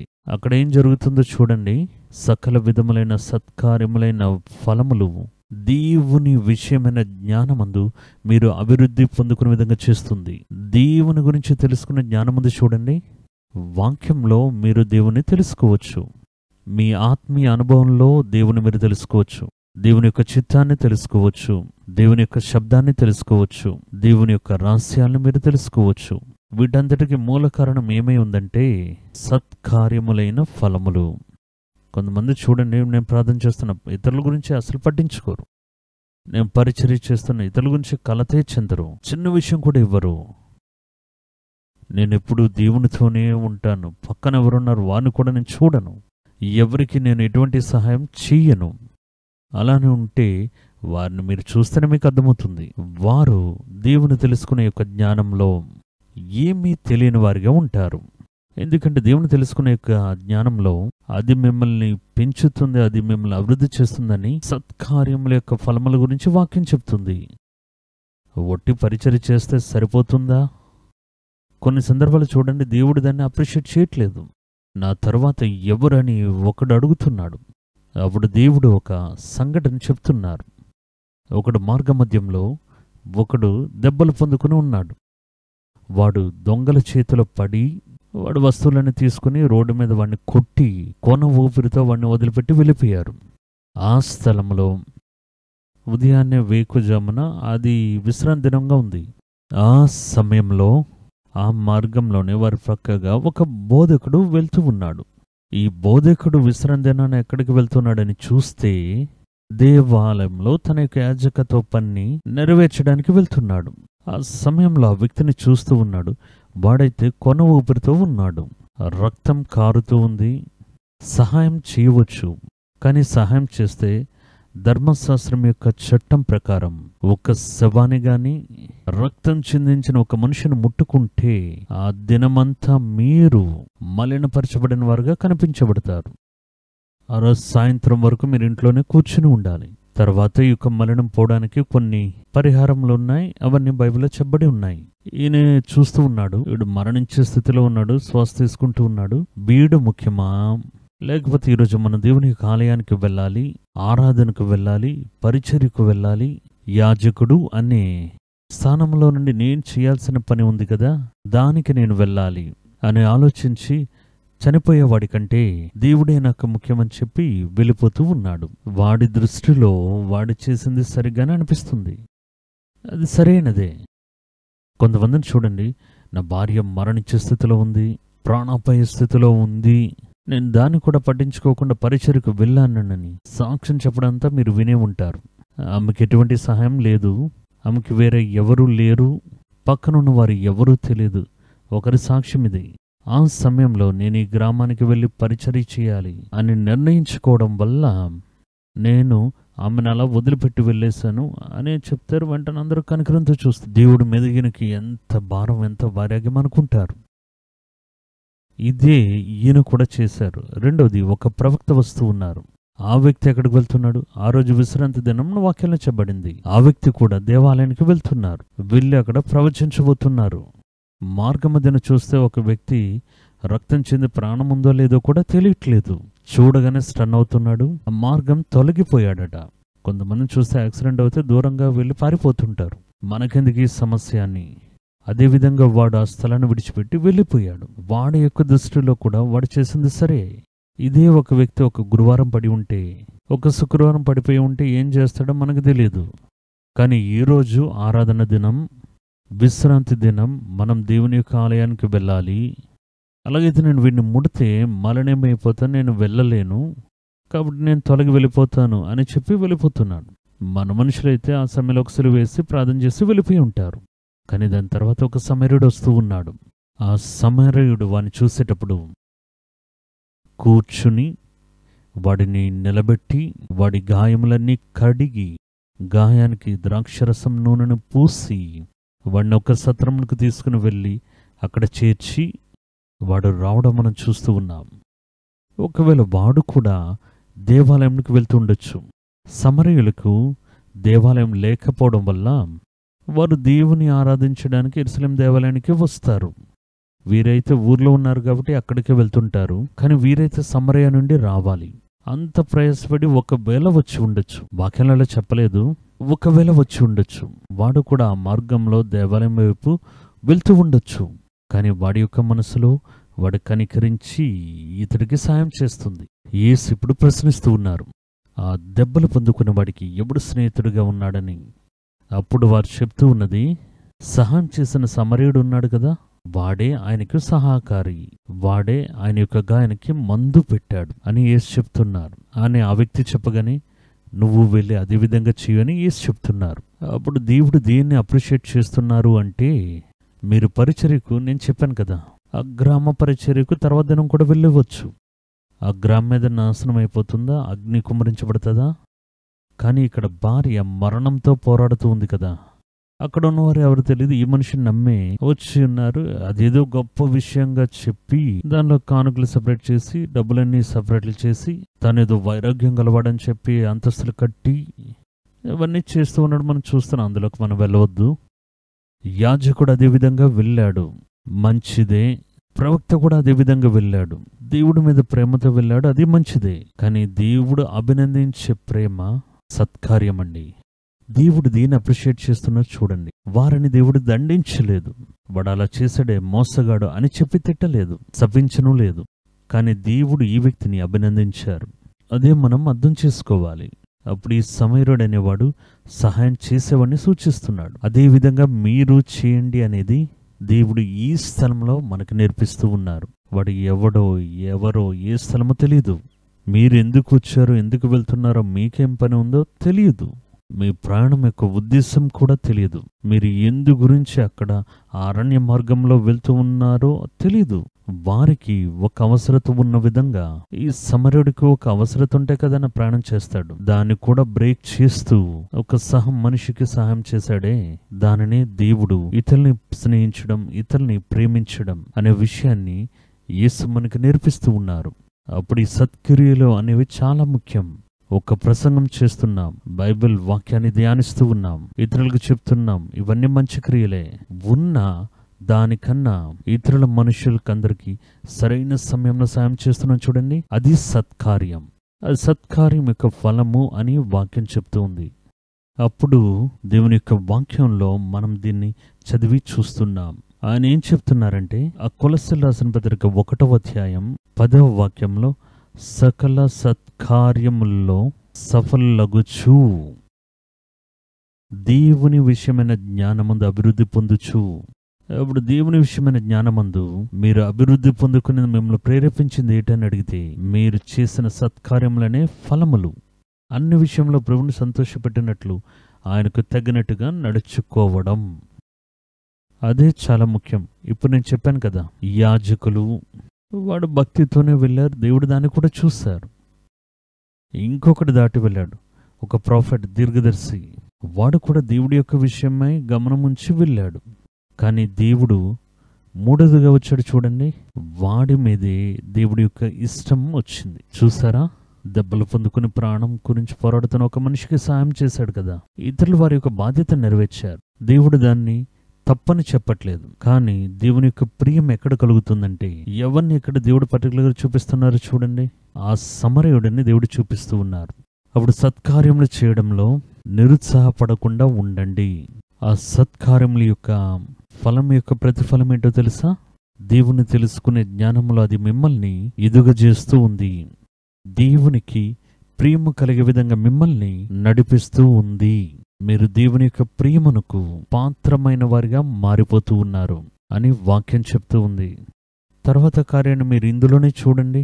ఆ తీతుకు రాసిన పత్రిక 3వ అధ్యాయం 14వ వాక్యంలో ఈ విధంగా చెప్తూ ఉన్నారు, మన వారును, మన సంఘంలో ఉన్న ప్రజలు ఉన్నారు కదా, మన వారును నిష్ఫలులు కాకుండా నిమిత్తము ఏం చేయాలి? కూర్చోబెట్టి క్లాస్ తీసుకోవాలి, బైబిల్ చెప్పాలి, ఆత్మలో నింపి అభిషేకంలో గెంతులు వేస్తూ ఉంచండి, ఫలములు కలుగుతాయని చెప్పలేదు. ఇక్కడ చూడండి, మన వారును నిష్ఫలులు కాకుండా నిమిత్తము అంటే ఫలములు ఇచ్చే విధంగా అవసరమును బట్టి సమయోచితముగా సత్క్రియలను శ్రద్ధగా చేటకు నేర్చుకొనవలెను. ఒకడు మంచి ఫలములు ఇవ్వాలి అంటే, వాడు ఫలములు ఇచ్చేవాడిగా ఉండాలి అంటే సత్క్రియలు చేయడం అలవాటు చేసుకోవాలి. వారికి అది చెప్పండి, సంఘస్థులకు అది చెప్పండి. నా సంఘస్థులు సంఘానికి తీసుకుని వచ్చే కానుకలు వేయడం అనేది దాని గురించి అధికంగా చెప్తున్నాం కదా. అదే పేదవారికి, లేని వారికి, ఇతరులకు చేయండి అని చెప్పండి. కొన్ని సందర్భాలు చూడండి, మీరు నా దగ్గర తీసుకుని వచ్చి ఇవ్వండి, మేము వరదలు వచ్చేటప్పుడు ఫుడ్ ప్యాకెట్ తీసుకుని వెళ్ళి ఇస్తాం, మేము సాయం చేస్తామని చెప్తారు. కానీ ఇందులో ఆరోగ్యం అనేది ఏంటని అడిగితే వారే చేసే విధంగా వారికి చెప్పండి, అలవాటు చేయించండి. మీరే మీ చేతి ద్వారా ఇవ్వండి. మీ సంపదనలో ఒక భాగము పేదవారికి తీసి పెట్టండి. ఎందుకు ఇవ్వాలి? వారు ఎవడో తెలియదే. రోడ్డు మీద ఉన్నాడు, ఆకలితో ఉన్నాడు, పాపంలో ఉన్నాడు, తెలియనివాడు, వాడికి ఎందుకు ఇవ్వాలి? ఎందుకు ఇవ్వాలని చెప్తే, ఒకటి ఎందుకు ఇవ్వాలని అడిగిన ప్రశ్నే తప్పు. కారణం చెప్తేనే ఇవ్వాలి అంటే అది ఒక ఆరోగ్యకరమైన సత్క్రియగా అది ఉండదు. కానీ నేను మీకు ఆ సత్క్రియల యొక్క ఫలములు చెప్తున్నాను. వారేం చెప్తున్నారంటే, మీరు సత్క్రియలు చేసేటప్పుడే మీ యొక్క ఫలములు, ఆత్మ ఫలములైనా సరే, మారు మనసు యొక్క ఫలమైనా సరే, మీ ఫలములు ఎప్పుడు అధికమవుతాయి అని అడిగితే మీరు సత్క్రియలు చేసేటప్పుడు. అందుకే ఆయన చెప్తున్నారు, మన వారును, ఈ తీతు అనేవాడు సహపరిచారకుడు, పౌలు యొక్క శిష్యుడు వంటివాడు, కుమారుడు వంటివాడు తీమోతి, తీతు. వారికి చెప్తున్నా, నీ చేతికి సంఘాన్ని అప్పగించాను కదా. మన వారును, అందులో ఉండే మన యొక్క ప్రజలను, వారు నిష్ఫలు కాకుండా నిమిత్తం అవసరము బట్టి సమయోచితంగా సత్క్రియలను, ఇతరులకు ఉండే యొక్క కొరతలను తీసివేసే సత్క్రియలను చేయడం అలవాటు చేసుకోవాలి. వారే చేయడం నేర్చుకోవాలి. చెప్పు, నువ్వు వారికి కొనివ్వండి, వారికి మీ దగ్గర ఉన్న దాంట్లో ఒకదాన్ని పంచివ్వండి అని చెప్పండి. మీరు తీసుకుని మొత్తంగా ఒకటి ఇవ్వచ్చు, అదొకటి ఉంది. కానీ దానికన్నా మంచిది ఏంటంటే వారి చేతుల ద్వారా చేసి అలవాటు చేసుకోండి. అదే చెప్తున్నారు. సత్క్రియలు గురించి క్రీస్తు ఏం చెప్తున్నారో చూడండి. మత్తయి సువార్త 5వ అధ్యాయం 16వ వాక్యంలో, ఈ విధముగా మనుషులు మీ సత్క్రియలను చూచి పరలోకమందున్న మీ తండ్రిని మహిమపరచినట్లు వారి ఎదుట మీ వెలుగు ప్రకాశింపనీయుడి. ఆ సత్క్రియను వెలుగు అని చెప్తున్నారు. అప్పుడు ఈ సత్క్రియ అనేది మీలో ఒక వెలుగునిస్తూ ఉంది. వెలుగు అంటే చీకటిని పారద్రోలే అధికారం కలది. అప్పుడు చూడండి, సత్క్రియలు, ఈ చీకటి యొక్క క్రియలు మీలోనికి వస్తే అది దాన్ని పారద్రోలుతుంది. మీ దగ్గర లైట్ ఉంది, చీకటి లోపలికి రావడానికి ప్రయత్నం చేస్తుంది, అది లోపలికి రాలేదు. కారణం, లైట్ అక్కడ వెలిగింపబడుతూ ఉంది. ఒక మనుషుని యొక్క జీవితంలో వెలుగు అనేది ఉంటే చీకటి ఏ విధంగా వారిని పట్టుకోగలదు? అది చీకటిలో ప్రకాశించే వెలుగుగా ఉంది, ఒక ద్వీపంగా ఉంది. చీకటి దాన్ని పట్టుకోలేదనే కదా వాక్యం చెప్పింది. ఎక్కడైనా చీకటి వెళ్ళి వెలుగుని పట్టుకుందా? లేదు. అప్పుడు వాక్యం చెప్తుందంటే, యేసు చెప్తూ ఉన్నది, మీరు సత్క్రియలు చేస్తున్నారు చూడండి, అదే మీలోని ఒక ఆత్మీయ వెలుగునేది కలుగజేస్తూ ఉంది. ఈ వెలుగు మిమ్మల్ని చీకటి యొక్క క్రియల నుండి కాపాడుతూ ఉంది.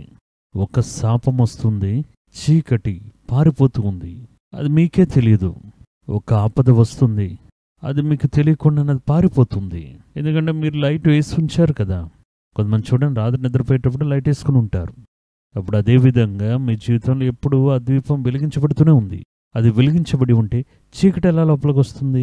చీకటి రాదు, అది తొలగిపోతుంది, అది మీకు తెలియకుండానే పోతుంది.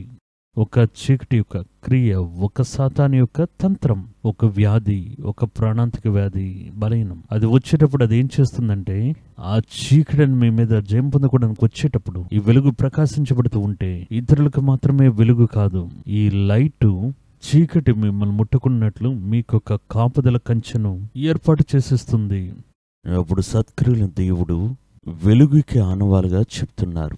ఈ విధముగా మనుషులు మీ సత్క్రియలను చూచి పరలోకమందున్న మీ తండ్రిని మహిమపరచునట్లు వారి ఎదుట మీ వెలుగు ప్రకాశింపనీయుడి అని యేసు మనకి ఆలోచనగా చెప్పి ఉన్నారు. దీని తర్వాత రెండో కార్యం చూడండి. సత్క్రియలు చేయడానికే క్రీస్తు యేసులో మనం సృష్టించబడ్డామా? క్రీస్తు యేసులో మనం సృష్టించబడుతున్నాం. మొదట మనం లోకంలో సృష్టించబడుతున్నాం, అది పాత జీవితం. యేసుని అంగీకరించిన తర్వాత క్రీస్తులో ఒక నూతన సృష్టిగా సృష్టించబడుతూ ఉన్నాం. ఎందు నిమిత్తం సృష్టించబడుతున్నాం? ఆ కారణం ఇక్కడ చెప్పబడుతున్న ఉట్టిదే కదా మనం ఉన్నాం. ఎందుకు మనం పట్టుకుని తిరిగి మళ్ళీ నూతనమైన జీవితంలో దేవుడు మళ్ళీ తనలో ఎందుకు సృష్టించాలి? ఎఫెసీయులకు రాసిన పత్రిక 2వ అధ్యాయం 10లో ఈ విధంగా చెప్పబడింది. ఎందుకంటే సత్క్రియలు చేయుటకై మనము క్రీస్తు యేసునందు సృష్టింపబడిన వారమై ఆయన చేసిన పని అయి ఉన్నాము. వాటి యందు మనం నడుచుకొనవలెనని దేవుడు ముందుగా సిద్ధపరిచి ఉన్నారు. ఇప్పుడు చూసారా, నేను దేవుడిలో సృష్టించబడినది సత్క్రియలు చేయడానికే. అప్పుడు సత్క్రియలు మనం చూసాం, ఇతరుల యొక్క కొరతను నెరవేర్చడానికి గల సత్క్రియలు. ఇది మాత్రమే కాదు, ఒక ఆత్మీయ కార్యంలోనూ మనం సత్క్రియలు చేయవచ్చు. ఈ దినాల్లో పరిచర్య చేస్తున్నాం కదా, అది సత్క్రియ కదా. ఒకరిని పాపం నుండి బయటికి తీసుకుని వస్తున్నామే, సత్క్రియ కదా. గ్రామాలకు వెళ్ళి సువార్త ప్రకటిస్తున్నారు కదా, అది సత్క్రియ కదా. ఈ లోకానుసారమైన సహాయం చేయడం మాత్రమే కాదు, పరిచర్య చేయడం కూడా సత్క్రియ మీద ఆధారపడినదై ఉండాలి. అదే పరిచర్య మూలంగా మీరు డబ్బులు సంపాదించవచ్చు, ప్రజల మధ్యలో మీకు మంచి పేరు వస్తుంది. అటువంటి దాని గురించి చేస్తే అంతే, అది సత్క్రియ కాదు. అందులో ఎదురు చూస్తున్నారనేది దానికి అర్థం వస్తుంది. అప్పుడు శరీర ప్రకారమైన సహాయం చేయడం మాత్రమే కాదు, పరిచర్య చేయడం దేవునికి ఫలమునిచ్చే సత్క్రియే. దాని గురించే పరిగెత్తున్నారు. కొన్ని స్థలాల మిషనరీస్ కష్టపడి వేదన పడి వరకున్న కొంత దాంట్లో మళ్ళీ వెళ్ళి సువార్త ప్రకటిస్తూనే ఉన్నారు. కొడుతూ ఉన్నారు, అక్కడి నుండి పారిపోతున్నారు, నిందించబడుతున్నారు, కానీ మళ్ళీ సువార్త చెప్తున్నారు. ఇది సత్క్రియ కదా. అందులో వీరికేంటి లాభం ఉంది? వారు లాభాన్ని చూడకుండా వారి యొక్క మంచి జీవితాన్ని గురించి ఆలోచిస్తున్నారు. అలాగే వాడు కూడా దేవుడిలో ఒక కాపుదల కలిగిన జీవితం జీవించాలి. అలాగని వారి గురించి పోరాడి ప్రయాసపడి పరిచర్య చేస్తున్నారు. డబ్బులకి పరిచర్య చేయడం వేరు, అది సత్క్రియలోకి రాదు. ఈయన 10 రూపాయలు వేస్తారు, ఆయనకి 100 రూపాయలు అన్ని దొరుకుతాయని చెప్తే అది సత్క్రియ లెక్కలోకి రాదు అనేది మనం అర్థం చేసుకోవాలి. తర్వాత కార్యం చూడండి, 3వ ఫలం, క్రీస్తు మూలంగా వచ్చే నీతి ఫలములు. క్రీస్తు ఇప్పుడు విత్తనం. క్రీస్తు మీలో ఉంటే నీతి ఫలములు మనలో మొలకెత్తుతాయి. ఒక్కొక్క దాంట్లో ఒక్కొక్క ఫలం చూస్తున్నాం, దాని యొక్క విత్తనం కూడా చూస్తున్నాం. ఇందులో నీతి ఫలం అనేది ఒకటి ఉంది. అందులో క్రీస్తు యొక్క నీతి విత్తబడుతూ ఉంది. దానిలో మొలకెత్తేది నీతి ఫలము అని చెప్పబడుతుంది. ఫిలిప్పీలకు రాసిన పత్రిక 1వ అధ్యాయం 10వ వాక్యం ఈ విధంగా చెప్తున్నారు. ఇందువలన దేవునికి మహిమయు స్తోత్రమును కలుగునట్లు మీరు యేసుక్రీస్తు వలనైన నీతి ఫలములతో నిండుకొనినా. అప్పుడు క్రీస్తు యొక్క నీతి విత్తబడే విత్తనం, అందులోండి వచ్చే ఫలము నీతి యొక్క ఫలమని చెప్పబడుతుంది. వారై క్రీస్తు దినమునకు నిష్కపటులను నిర్దోషులను కావాలననియు ప్రార్థించుచున్నాను. అప్పుడు నీతి అనే ఫలం ఒకరిలోనికి వచ్చేటప్పుడు ఆ ఫలం మూలంగా వీడికేం లాభం దొరుకుతుందని చూస్తే నిష్కపటం, పరిశుద్ధపరచబడటం, శుద్ధీకరించబడటం, పరిశుద్ధతలో నిలిచి ఉండటం, ఇటు తొలగిపోకుండా మీ జీవితం ఇతరులకు ఎటువంటి ఇబ్బంది కలుగ చేయకుండా నిష్కపటులుగా అది మిమ్మల్ని మారుస్తుందని చెప్తూ ఉన్నారు. విత్తబడ్డం క్రీస్తు యొక్క నీతి, అందులోని మొలకెత్తేవే ఈ చెప్పబడినవన్నీ. అప్పుడు నీతి యొక్క ఫలము ఏంటని అడగవచ్చు. విశ్వాసం ముందు చూడండి, అది నీతి యొక్క ఫలము. నీతి మూలంగా కలిగే ఫలమునకు పేరు విశ్వాసం. అబ్రహాము దేవుని విశ్వసించాడు, అది ఆయనకు నీతిగా ఎంచబడిందని బైబిల్లో రాయబడింది. దేవుడు దేన్ని నీతిగా ఎంచుతున్నారు? అబ్రహాము యొక్క జీవితంలో వారు కలిగి ఉన్న విశ్వాసాన్నే ఆయన నీతిగా కలిగి ఉన్నారు. రోమీయులకు రాసిన పత్రిక 4వ అధ్యాయం 2-3 వాక్యాలు ఈ విధంగా చెప్పబడింది. అబ్రహాము క్రియల మూలంగా నీతిమంతుడిని తీర్చబడిన ఎడల అతనికి అతిశయ కారణం కలుగును. నేను ఇది చేశాను, అది చేశాను, దానివల్ల నీతిమంతుడని చెప్తే ఆయన దాని గురించి అతిశయపడ్డానికి కారణం ఉంటుంది. కానీ ఇప్పుడు దేవుని ఎదుట అతిశయపడ్డానికి ఏదియూ లేదు. లేఖనమేం చెప్పుచున్నది? అబ్రహాము దేవుని నమ్మెను, ఆ విశ్వాసం అది అతనికి నీతిగా ఎంచబడినని చెప్పబడుతుంది అని పౌలు చెప్తూ ఉన్నారు. అప్పుడు విశ్వాసము అనేది నీతి యొక్క ఫలము. రెండవది చూడండి, దేవునికి విధేయత చూపించడం అనేది నీతి యొక్క ఫలము అని దేవుని యొక్క వాక్యం చెప్తుంది. రోమీయులకు రాసిన పత్రిక 6వ అధ్యాయం 16వ వాక్యంలో చదివి చూడండి. నీతి యొక్క ఫలం అనగానే మనకు వెంటనే అర్థం కాదు. కానీ నీతి యొక్క ఫలం గురించి చెప్పేటప్పుడు విశ్వాసమే నీతి యొక్క ఫలము. అప్పుడు క్రీస్తు యొక్క నీతి మీలో విత్తబడేటప్పుడు విశ్వాసం ఫలముగా బయలుపరచబడుతుంది. రెండవది చూడండి, దేవునికి విధేయత చూపించే విధేయతను ఇస్తూ ఉంది. రోమీయులకు రాసిన పత్రిక 6:16లోనే చెప్పబడుతుంది. అది చావు నిమిత్తముగా పాపంకే గాని, నీతి నిమిత్తముగా విధేయతకే గాని దేనికి మిమ్మను మీరు దాసులుగా అప్పగించుకొందురో దానికే మీరు దాసులగుదరని మీరు ఎరుగరా. అప్పుడు ఇది ఒక నీతి నిమిత్తమైన విధేయత. చూసారా, మరణకరమైన పాపం, నీతి నిమిత్తమైన విధేయత. అప్పుడు ఈ విధేయత నీతిని విత్తడం మూలంగా కలుగుతుంది, అదొక ఫలముగా ఉంటుంది. అప్పుడు విశ్వాసం విధేయత ఒకదానితో ఒకటి సంబంధం కలది. అబ్రహాం విశ్వసిస్తున్నారు, విశ్వాసం మూలంగా విధేయత చూపిస్తున్నారు. అప్పుడు చూడండి, అబ్రహాము దేవుని యొక్క నీతి మూలంగా నింపబడుతూ ఉన్నాడు, దానివల్ల ఆయన విశ్వసిస్తున్నాడు, ఆ విశ్వాసం మూలంగా విధేయత చూపిస్తున్నాడు అని మనం అర్థం చేసుకోవచ్చు.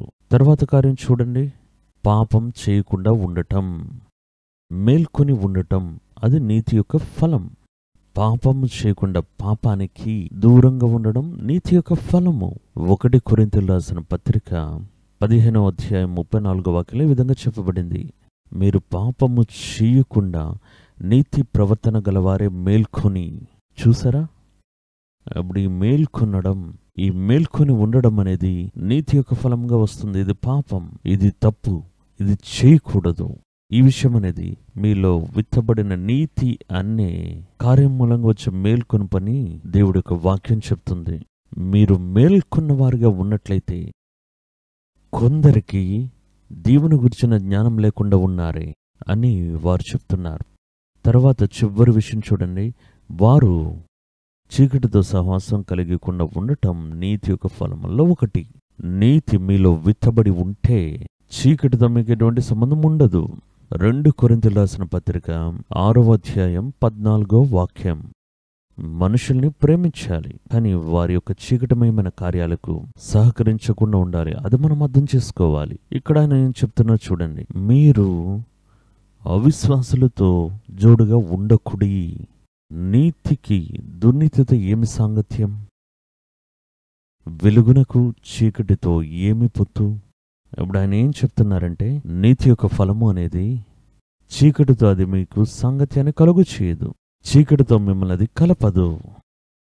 వాటిలో నుండి మీరు వేరుగా ఉండడానికి, చీకటి క్రియలతో సాంగత్యం లేకుండా ఉండడానికి నీతి యొక్క ఫలం మీలో క్రియ చేస్తుంది అని దేవుని యొక్క వాక్యం అక్కడ మనకి చూపించడం చూస్తున్నాం.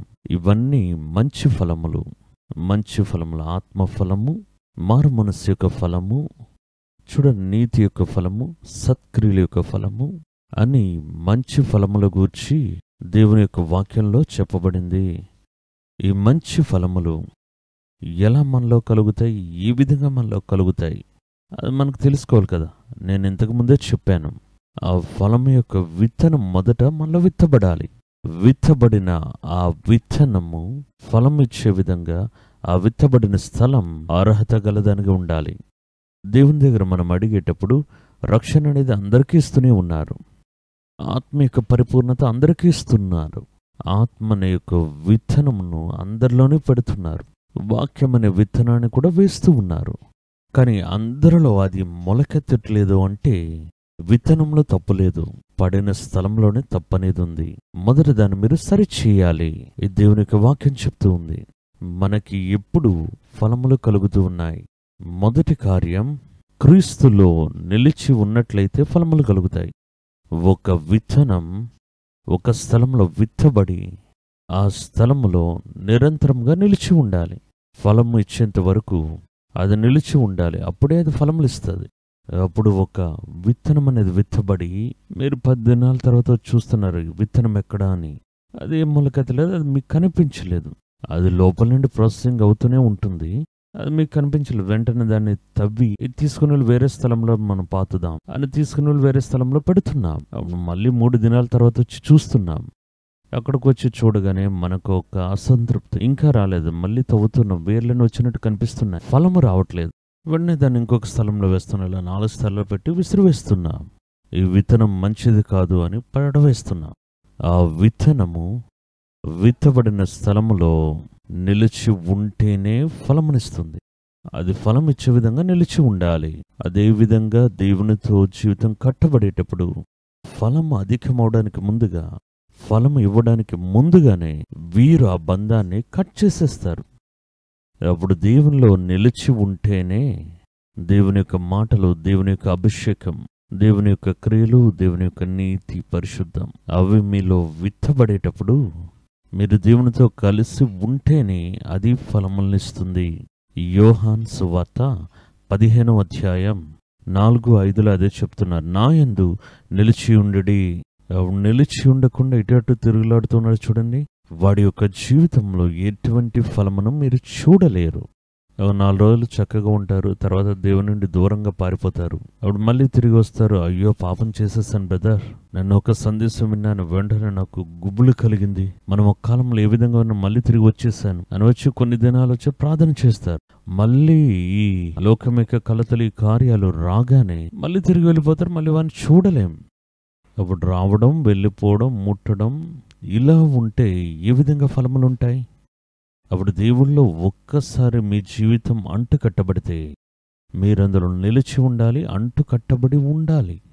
సమస్యలు, శోధనలు, నిరుత్సాహం, పాపము, ఇచ్ఛ ఇవన్నీ వచ్చేటప్పుడు దేవుని నుండి దూరం అయిపోవడం, ఆపద వచ్చేటప్పుడు దేవుని దగ్గర మళ్ళీ వచ్చి చేయడం, ఎలా ఫలం కలుగుతుంది? వాక్యం చెప్తుందంటే నా యందు నిలిచి ఉండుడి. తర్వాత ఆయన చెప్తున్నారు, నేనును మీ యందు నిలిచి ఉందును. నువ్వు నాలో నిలిచి ఉంటాను, నేను మీలో నిలిచి ఉంటాను. తీగె ద్రాక్షవల్లిలో నిలిచి ఉంటేనే గాని అది తనంతట తానే ఏది ఫలించదు. అదే విధంగా మీరు నాలో నిలిచి ఉండనట్లయితే మీరు ఫలింపరు. అప్పుడు ఫలించటం అనేది దాని యొక్క మూలం వేరు, దాని యొక్క పునాది యొక్క ఉపదేశం అంటే దేవునిలో నిలిచి ఉండటం. ఆ ద్రాక్ష వల్లిలో ఆ తీగ నిలిచి ఉండకపోతే, అందులో నిలిచి ఉండాలి, నిలిచి ఉండకపోతే అది మంచి ఫలములు ఇవ్వదు అని ఆయన చెప్తున్నారు. ఏం చెప్తున్నా చూడండి, నాలో నిలిచి ఉండుడి, మీ యందు నేను నిలిచి ఉందును. యోహాను 15వ అధ్యాయం 4వ వాక్యం చదువుతున్నాను. తీగె ద్రాక్షవల్లిలో నిలిచి ఉంటేనే గాని తనంతట తానే ఎలాగూ ఫలింపదు. అలాగే నా యందు నిలిచి ఉంటేనే గాని మీరును ఫలింపరు. ఎందుకంటే ద్రాక్షవల్లిని నేను, తీగెలు మీరు. ఎవడు నా యందు నిలిచి ఉండను, నేను ఎవని యందు నిలిచి ఉండను, వాడు అధికమైన ఫలములు ఇస్తాడు. నాకు వేరుగా ఉండి మీరేమీ చేయలేరు అని చెప్పారు. ఇదే ప్రాథమికంగా ఒకరు తెలుసుకోవలసిన విషయం. మొదట మీ యొక్క పునాది అనేది క్రీస్తులో ఉందా? క్రీస్తులో మనం అంట కట్టబడి ఉన్నామా? ఆ కట్టబడిన కార్యంలో మనం నిలిచి ఉన్నామా? కొన్ని దినాలు ఉండడం, కొన్ని దినాలు తొలగిపోవడం, కొన్ని దినాలు కట్టి ఉండడం, అది కాదు. నిలిచి ఉంటే అప్పుడే ఆ ఫలములనేవి కలుగుతాయి. వాడు నా యందు నిలిచి ఉంటే మంచి ఫలములు మాత్రమే కాదు, బహుగా ఫలిస్తాడట. అదే దేవుడు చెప్తున్నారు.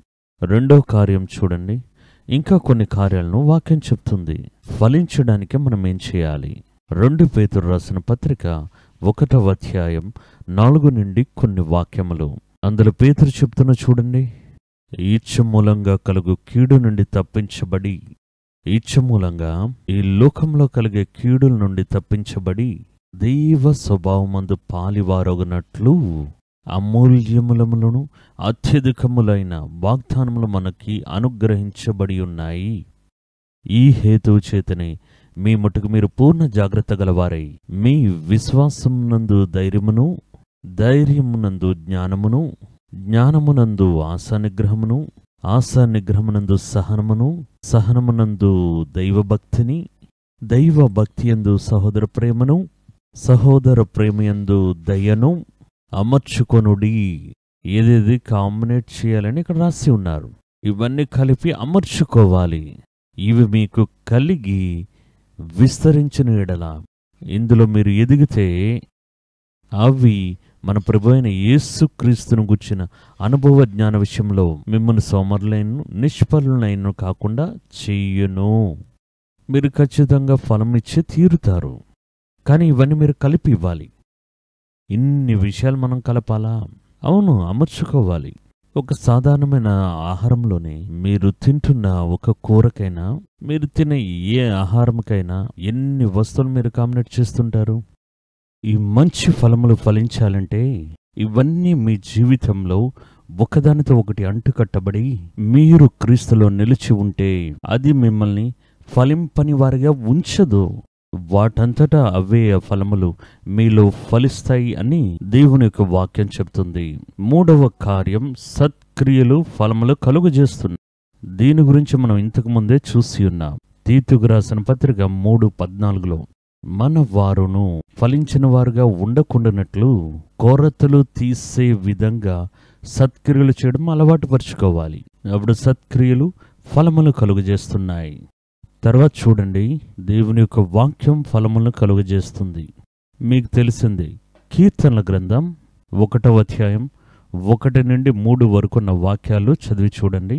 దుష్టుల ఆలోచన చొప్పున నడవక, పాపుల మార్గంలో నిలిచియుండక, పరిహాసకులు కూర్చుండే చోట కూర్చుండక, దేవుని వాక్యమందు ప్రియము కలిగి దివ్వ రాత్రులు ఆయన వాక్యాన్ని ధ్యానించే మనుషుడు ధన్యుడు. వాడు నీటి కాలువల ఓరన నాటబడి తన కాలంలో ఆ యొక్క ఫలములనిచ్చి ఆకులు వాడి పడిపోని చెట్టు వలె ఉంటాడు. చూసారా, వాడు చేసేదంతా వర్ధిల్లుతుంది. తన కాలంలో ఆ యొక్క ఫలములు ఇవ్వడం. వాడి యొక్క వేరు ఎక్కడ ఉందని అడిగితే నీళ్లు పారుతూ ఉన్న ఆ యొక్క చెరువుల పక్కనే ఉంది. నీటి కాలువల యోరన అది ఉంది. ఆ వేర్లు అక్కడ లోపలికి వెళ్ళి ఆ నీళ్లను అది గ్రహించడం వల్ల మంచి ఫలములు ఇస్తుంది. ఇది ఎవరికి సాధ్యం? దేవుని యొక్క వాక్యాన్ని దివారాత్రులు తన యొక్క హృదయంలో కలిగి ఉన్నవాడు. ఉటిదే వాక్యాన్ని కలిగి ఉండడం కాదు, దానికి కొన్ని కండిషన్స్ ఉన్నాయి.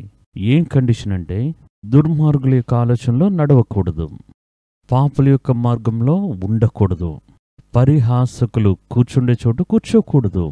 అంత్యదినాల మీరు చూస్తే ఒక పరిహాసుల యొక్క గుంపు సేవకులనే ముసుగులో లోపలికి ప్రవేశించడం చూస్తున్నాం. వారి యొక్క మాటలే పరిహాసం.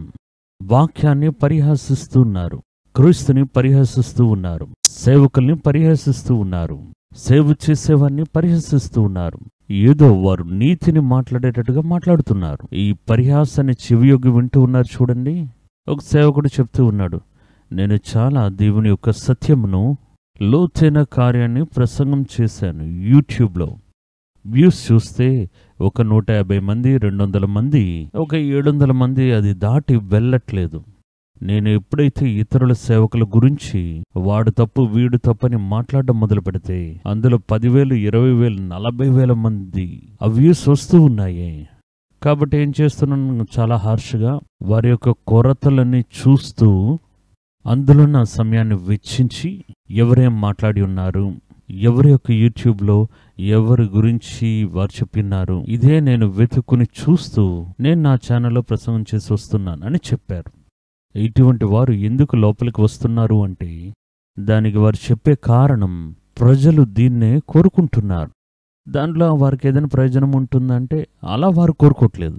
ఒక సేవకుని గురించి ఏ విధంగా పరిహసిస్తూ ఉన్నాడు, అది చూడ్డానికి అంత కూటమి వస్తుంది అని చెప్తున్నారు. వాక్యం ఏం చెప్తుందో తెలుసా? అది ఏదో మనకు సమయం గడిపే విధంగా ఉండొచ్చు, వినడానికి సంతోషంగా ఉండొచ్చు, కానీ పరిహాసకులు కూర్చునే స్థలములో మీరు కూర్చుంటే, అంటే ఆ పరిహాసములో మీరు ఆ విషయంలో పాల్గొంటే, మీరు చదివే యొక్క వాక్యం, మీరు పొందుకున్న యొక్క మాటలు మీలో ఫలములు ఇవ్వదది. అది ఆ మోసం చేసే నక్కవలి ఉండి ఫలములన్నిటినీ అపహరిస్తుంది.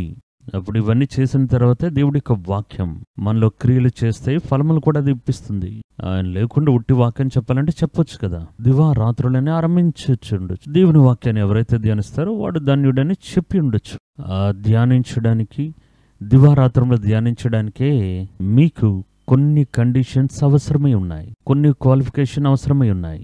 దుర్మార్గుల ఆలోచన చొప్పున నడవకూడదు, దుష్టుల మార్గంలో వారు నడవకూడదు, పరిహాసకులు కూర్చున్న చోటే కూర్చోకూడదు. దాని తరువాతనే మీరు చదివేది, ధ్యానించేది మీలో ఫలములు ఇవ్వడం మొదలు పెడుతుంది. ఇది దేవుని యొక్క వాక్యం మనకు చెప్తుంది. తర్వాత కార్యం చూడండి, దేవుడి మీద నమ్మిక ఉంచినవాడు. కీర్తనలో మనం చదివి ఉన్నాం కదా, దానికి సమానమైన ఒక వాక్యాన్ని ఇర్మియా కూడా చెప్పినోడు మనం చూడొచ్చు. ఆయన ఏం చెప్తున్నారు చూడండి. ఇర్మియా గ్రంథం 17వ అధ్యాయం 7-8 వాక్యములు. దేవుని మీద నమ్మిక కలిగి ఉండి, దేవుని నమ్మిక కలిగి ఉండే మనుష్యుడు ధన్యుడు. వాడు నీటి ఓరన నాటబడిన వాడై కాలువల పక్కన వేర్లూనడం, వెట్ట కలిగినను దానికి భయపడదు, దాని ఆకుపచ్చగా నుండును. వర్షము లేని సంవత్సరమున చింత నొందదు, కాపు మానదు. అటువంటి వృక్షం వలె ఉంటాడు. అక్కడ వ్యక్తి వాక్యాన్ని ధ్యానించేవాడు, ఇక్కడ దేవుని నమ్ముకున్నవాడు. ఫలితం రెండిట్లో ఒకటే. వేర్లే లేని చెట్టు వలె ఉండకుండా వాడు పచ్చని ఆకులు కలిగి ఆశీర్వాదకరమైన ఫలములిచ్చే వృక్షం వలె ఉంటాడు అని దేవుని యొక్క వాక్యం చెప్తుంది. మంచి ఫలములు ఇచ్చే విధంగా మీరు దేవుడి యొక్క కార్యములకు సమర్పించుకోవాలి. వాక్యం చెప్తుంది ఫలములు మంచి ఫలములే, కానీ అందులో దేవుడు కోరుకునేది కొన్ని కార్యములే. మంచి ఫలములే, కానీ 1-2 వచ్చి అందులో ఏం ప్రయోజనం? మిగులు ఫలములు. ఆ మిగులు ఫలముల గురించి దేవుడు ఏం చెప్తున్నారు? యోహాన్ 15లో 1-3 వరకు చదివాం కదా. నేనే నిజమైన ద్రాక్షవల్లిని, నా తండ్రి వ్యవసాయకుడు. నాలో ఫలింపని ప్రతి తీగను ఆయన తీసి పారవేయును. ఫలమే లేదంటే తీసేస్తారు. ఫలించు ప్రతి తీగే, కొంచెంగా ఫలించిన కూడా ఫలములు వస్తున్నాయి, పువ్వులు వస్తున్నాయి అంటే అది అధికమైన ఫలములు ఇచ్చే విధంగా దాన్ని శుద్ధీకరిస్తూ ఉన్నారు. దేవుడు ఎవరిని నరికివేస్తున్నారు, ఎవరిని శుద్ధీకరిస్తున్నారని వాక్యం చెప్తుంది. అయితే వదిలిపెట్టిన కేసు ఫలములే అసలు ఇవ్వదు. ఎప్పుడు చూసినా ఒక పాపం, దుర్మార్గం. బయటికి చూస్తే పరిశుద్ధత గురించి మాట్లాడడం, దాన్ని ఏమీ చేయలేం. దేవుడు దాన్ని చూసి కట్ చేసి తీసేస్తారు. ఇంకొకటి ఫలములు ఇచ్చే అవకాశం ఉంది, అది మంచి ఫలములు ఇస్తుంది, కానీ అధికమైన ఫలములు అది ఇవ్వలేదు. అది అధికమైన ఫలములు ఇవ్వడానికి దాన్ని శుద్ధీకరిస్తూ ఉన్నారు. శుద్ధీకరించడం అంటే ఏం చేస్తారు? నరకాల్సింది నరుకుతారు.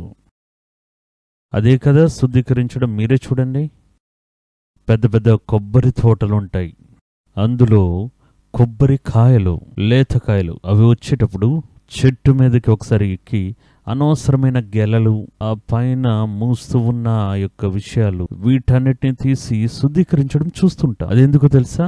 అధికమైన ఫలములు ఇచ్చే విధంగా. ద్రాక్ష తోటలు కూడా అదే చేస్తున్నారు. అందులో ఫలములు వస్తూ ఉన్నాయి, కానీ అధికమైన ఫలములు ఇవ్వకుండానట్లు అందులో చిన్న చిన్న కొరతలు ఉన్నాయి. అప్పుడు అందులో కొన్ని కార్యములు నరికి వేస్తూ ఉన్నారు, శుభ్రపరుస్తూ ఉన్నారు.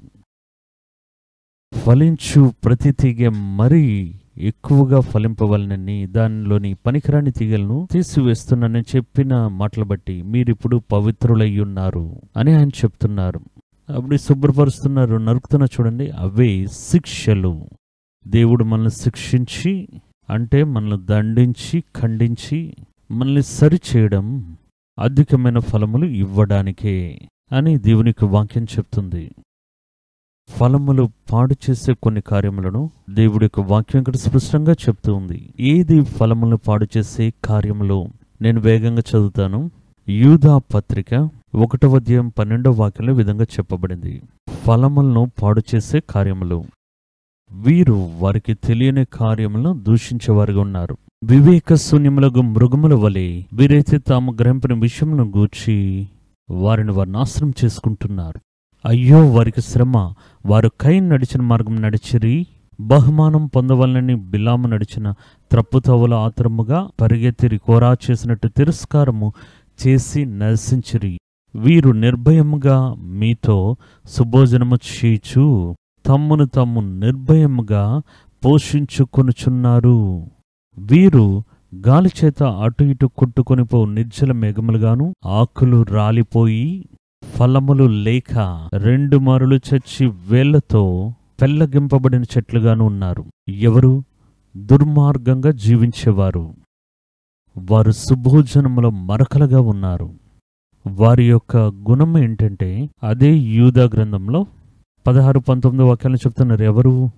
ఎవరైతే వారి యొక్క వేర్లు చనిపోయి ఫలము లేకుండా ఉన్నారో వీరు సనుగుకొనువారును, నిందించువారునై వారి దురాశల చొప్పున నడుచుకున్నవారు, వారి నోరు డంబములు పలుకే నోరుగా ఉంది.